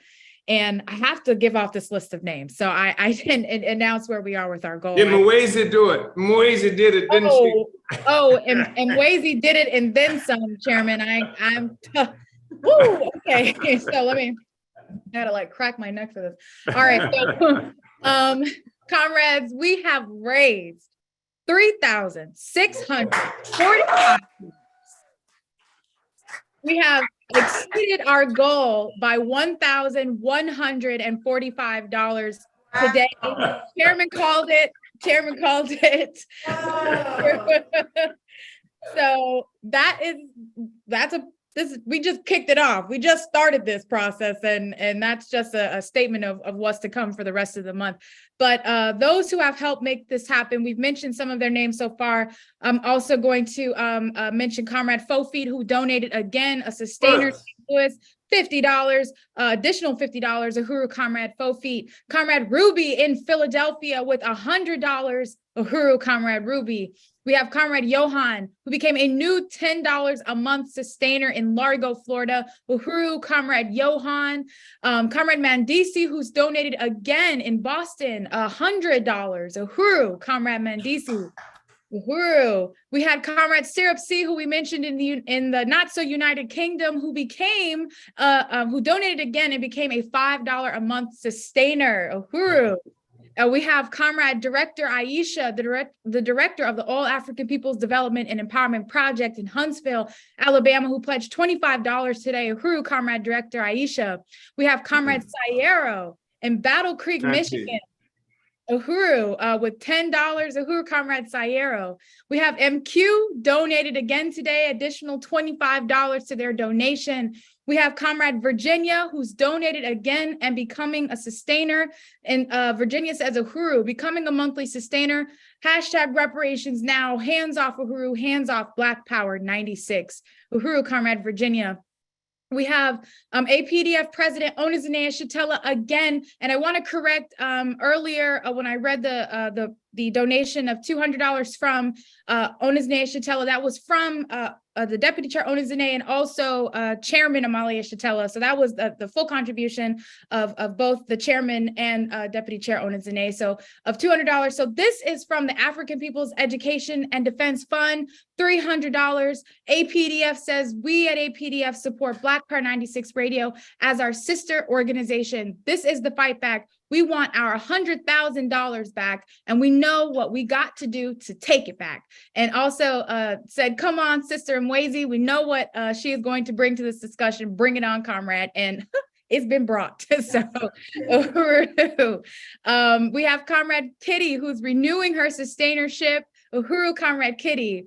We have Comrade Randy in Milton, Ontario, Canada with $5 today. Comrade Randy, thank you so much for your contribution. We have Comrade Life, who is on the legal defense team for the Hands Off Uhuru campaign with $100. Uhuru, Comrade Life. We have Comrades Becky and Bob in Minneapolis with $50. Uhuru, Comrades Becky and Bob. And we have Comrade Imwita in California with $25. And again, we raised $3,645. Comrades, gotta say it again, $3,645. Uhuru, Uhuru. So with that, I want to just take these last few minutes of your time, the time that the audience has shared with us today, and just see if any of our panelists on with us have any closing remarks that they want to give It's been a powerful, powerful discussion today.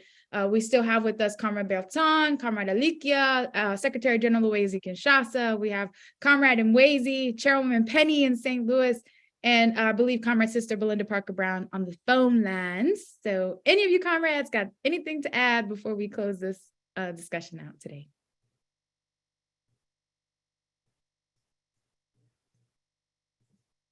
Uhuru. Oh, there's Comrade Bertrand. Uhuru, Uhuru. Uhuru. Directeur général Akile Anaï. Uhuru. Uhuru, Comrade. Uhuru, Comrade Bertrand. And we're going to organize in France. We're going to bring African internationalism to France. Uhuru. I hope so. I hope so. I hope so. Uhuru, Comrade. Thank you. It's already there because you're there. So we're just going to build I'm it. here. I will stay here. Uhuru. Uhuru. We have Comrade Alikia. Uhuru. Yes, I just want to, appreciate, the enthusiasm of everybody who's been participating in this. And I want to make a call for people to support the Burning Spear newspaper. As you know, Dr. Akile is the editor-in-chief of the Burning Spear newspaper. It's the official organ of the African People's Socialist Party and the official voice of the African Revolution. If you're on YouTube, you're on the Burning Spear TV, but you should get the Burning Spear newspaper. It has many columns that covers the news as it relates to the world and the African world. Of course, I'm the Haiti editor for the Haiti column, but anything you need to learn, especially with African internationalist ideology, your best place is the Burning Spear newspaper. Uhuru. Uhuru, Comrade Alikia. We have Sister Belinda Parker Brown. Yes. Oh, wow. Thank you so much, Director Akile. I just want to, weigh in for just with a comment that the chairman kind of addressed, to make it clear on our position. Can you hear me? Yes. That they are, I'm looking at how these people are coming into our country by the millions, if not the trillions, and they're organizing and mobilizing to push back on the Black people here in America. And, I'm just so excited to be a part of the Hand Off Uhuru, Hand Africa, that, what's transpiring in St. Louis, what the African Socialist Party have been doing for over 50 years. The chairman's message is still the same. The Uhuru movement and the involvement of how we're organizing and mobilizing our people, and also the Black is Back coalition. It's just time for us as a people to wake up and realize that, we have to do this ourselves, that our own self-sustainability is within us and not relying on them. So I'm just so excited to be a part of this presentation today and know that we're on the right track. We're moving in the right direction. We're winning. And I'm so excited that we're all uniting and coming together, that we're not expecting anything from their sources, that they will not shut us down and we will not lose. We're winning. Thank you. Uhuru.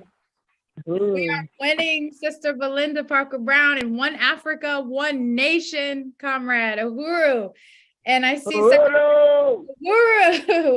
And I see Secretary General Louise Kinshasa. Uhuru SG.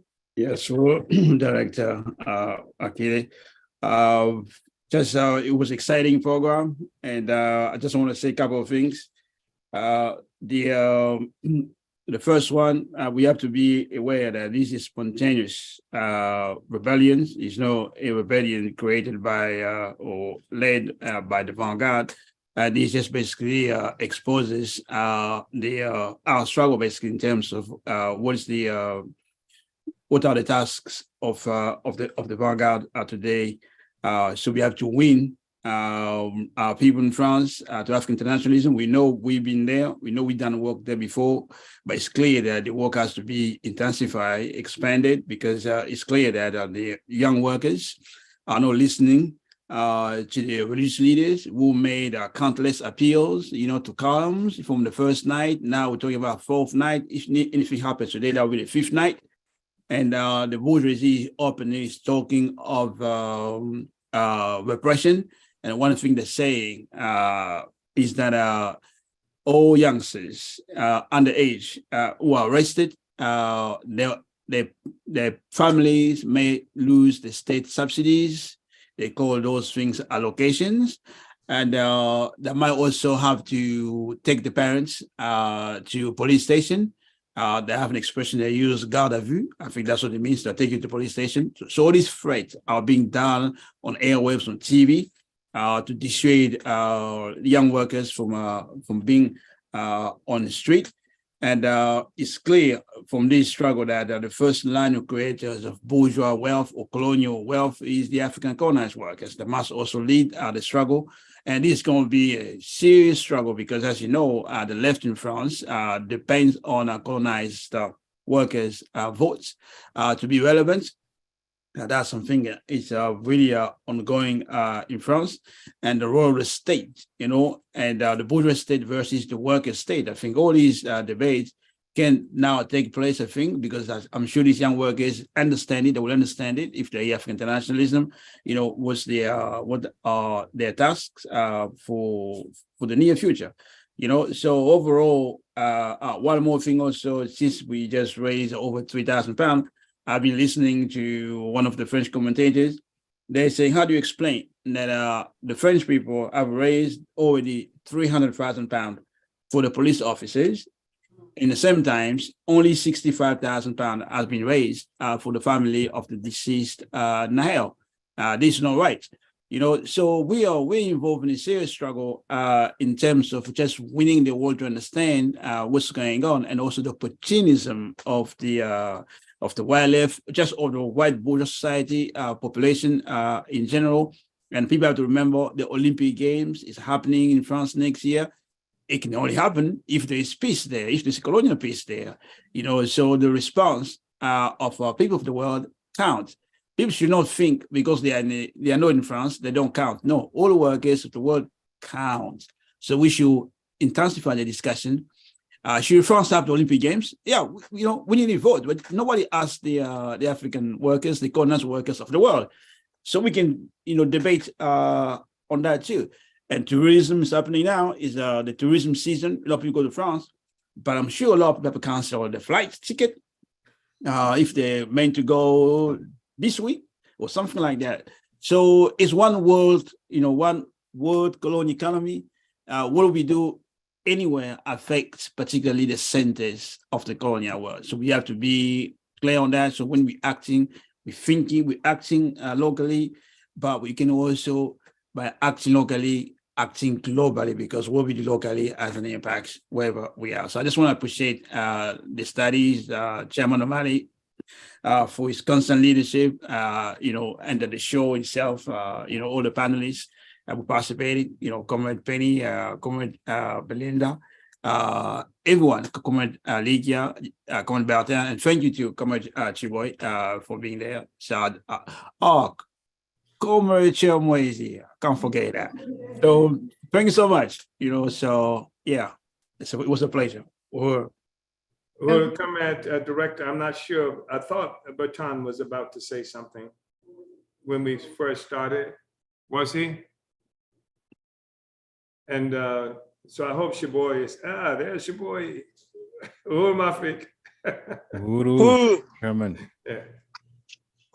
Effectivement, je voudrais juste rajouter, je remercie, en fin de compte, des fois je vais trop vite et j'oublie de remercier tous ceux qui permettent en fin de compte qu'on puisse communiquer, qu'on puisse mettre en lumière que nous avons le même problème, qu'on soit aux États-Unis, qu'on soit en Afrique, qu'on soit en Europe. Tant qu'on est sous l'oppression coloniale, nous avons le même problème. Yes, indeed. I keep forgetting, and I sometimes speak too fast, and I forget to thank you for putting this panel together, because wherever we are, we seem to find the same problem, that wherever we are, either in France or in the United States, we're still living under the same colonial conditions, and this kind of platform is really vital. Et je remercie beaucoup le chairman pour le travail et toute l'équipe qui est autour du chairman, que ce soit au niveau politique, au niveau social, de toutes les informations, de toute la direction qu'ils nous donnent pour mettre en place l'internationalisme africain en place, parce que c'est vraiment la solution. Aujourd'hui, on voit même les panafricains, ils parlent exactement comme nous. Donc, nous sommes en train de gagner et nous devons continuer de lutter parce que l'Europe a déjà perdu et ils ne le savent pas. Mais nous devons rester focus sur ce qui, toute l'instruction que le chairman a mis en place et qu'on doit mettre en pratique.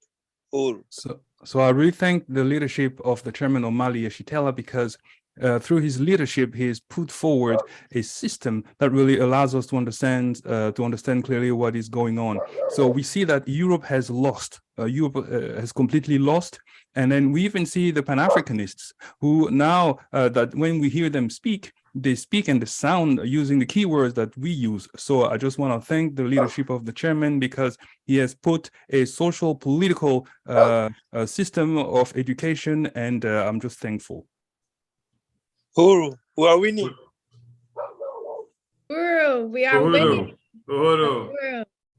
Come at Akile, come at Secretary General Louisiana, and I have both commented on the spontaneous character of what we see happening in France, and make the distinction of what we are doing in terms of having a movement that is clear about what end, led by a revolutionary organization, advanced detachment, and guided by scientific revolutionary theory. But I also want to say that the vanguard must be in place for spontaneous eruptions like this. Because the fact of the matter is the vast majority of the people will not have the science when they get to make a move. But it's the responsibility of the advanced detachment to provide the leadership so that the spontaneous eruptions can result in conclusions that benefit the masses who are on the front lines, who are taking this struggle on. And that says something about our responsibility as the African People's Socialist Party and the Uhuru movement to actually carry out our mission in terms of the structures, the organization, the discipline, the commitment that we should be representing. Comrade Director Akile, obviously you are an example of that. And so I just wanted to, express appreciation. It's already been stated by the work that you've done to pull all of this together. And I know, as I mentioned, you were on the highway going for another task when you learned that we had to take this on. It was splendid. You've done a magnificent job. Thank you so much. And all of the other people. All the other people who are not seen, who worked in the technical capacity to make this happen. I express my appreciation to you so much. You don't get heard about, enough for me. I mean, but we don't want to let everybody know who you are. We want to act like it's magic. Yeah. There it is. But thank you so much, Uhuru Director. Uhuru Chairman. And I believe, Chairwoman Penny, was there anything that you wanted to Uhuru. Well, it's been a profound honor to be on this program today. I really want to salute you, Director Akile. Of course, Chairman Omali Yeshitela, my leadership, our leadership, and all the members of the African People's Socialist Party who have been on this program today. This has been very, very exciting. It is really powerful for white people for the first time in history to be on the forward side of history under the leadership of the African Revolution. And I just wanted to say that I saw on the chat, there were some Europeans from Sweden, I think, and from other places also, I think, that were on. I know there were many members of the Solidarity Movement that were on, but I want to call on all the white people who are listening to this today, who were moved by it, who saw how powerful it is to understand the world through the leadership of the African Revolution and the understanding of the colonial mode of production, that we have to take action under the leadership of the vanguard party that the chairman was talking about, We have to go into those white communities everywhere we are and win other white people just like ourselves to take a stand and to return the stolen resources, which is reparations. So it's very exciting. You can go to uhurusolidarity.org and find out more, build a branch in Stockholm and other places. Let's get organized under the leadership of the African Revolution. We can do this, and unity through reparations. Uhuru. Uhuru. Uhuru, and I will be brief, and so that we can make sure we can get everybody out of here. But I wanted to make this announcement on behalf of Chair Mwezi, who had to switch back to her other positions for this study. So I'm just announcing for information regarding the Hands Off Uhuru campaign to support and join the counteroffensive. To be a part of the pushback so that greater leadership can be provided to the spontaneous types of resistance happening throughout the world. The best way to organize that is inside the Hands Off Uhuru, Hands Off Africa campaign. And you can learn more about that campaign at handsoffuhuru.org. And also for any information, literature to distribute in your community, talking points, how to bring this to other discussions in arena, and to raise the demand to drop the charges against Chairman Amalia Shatella, Penny Hess, Jesse Neville, and to put the colonial state on trial. So just wanted to give that announcement before we got out of here, and to say to everyone that want to unite and thank all of the members of the Amali Taught Me Show team that helped to pull this whole thing together, especially while we were out on the road, bringing this message to different arenas. We had this incredible show team pulling this whole process together. So want to appreciate those comrades and all of you for tuning in today, whether you're watching on Facebook, YouTube, or Twitch. And make sure to subscribe to the Facebook and like and subscribe to the pages for the chairman: Facebook, Twitter, Instagram, TikTok, Twitch, and the Burning Spirit TV on YouTube to catch every episode of the Amali Taught Me Sunday Study. And thank you again to everyone who made it possible to exceed our show goal, raising $3,645 in support of Black Power 96 and the fight to the right of the Black community to freedom of speech. Uhuru, comrades, hands off Uhuru, hands off Africa. Uhuru. Uhuru. Uhuru.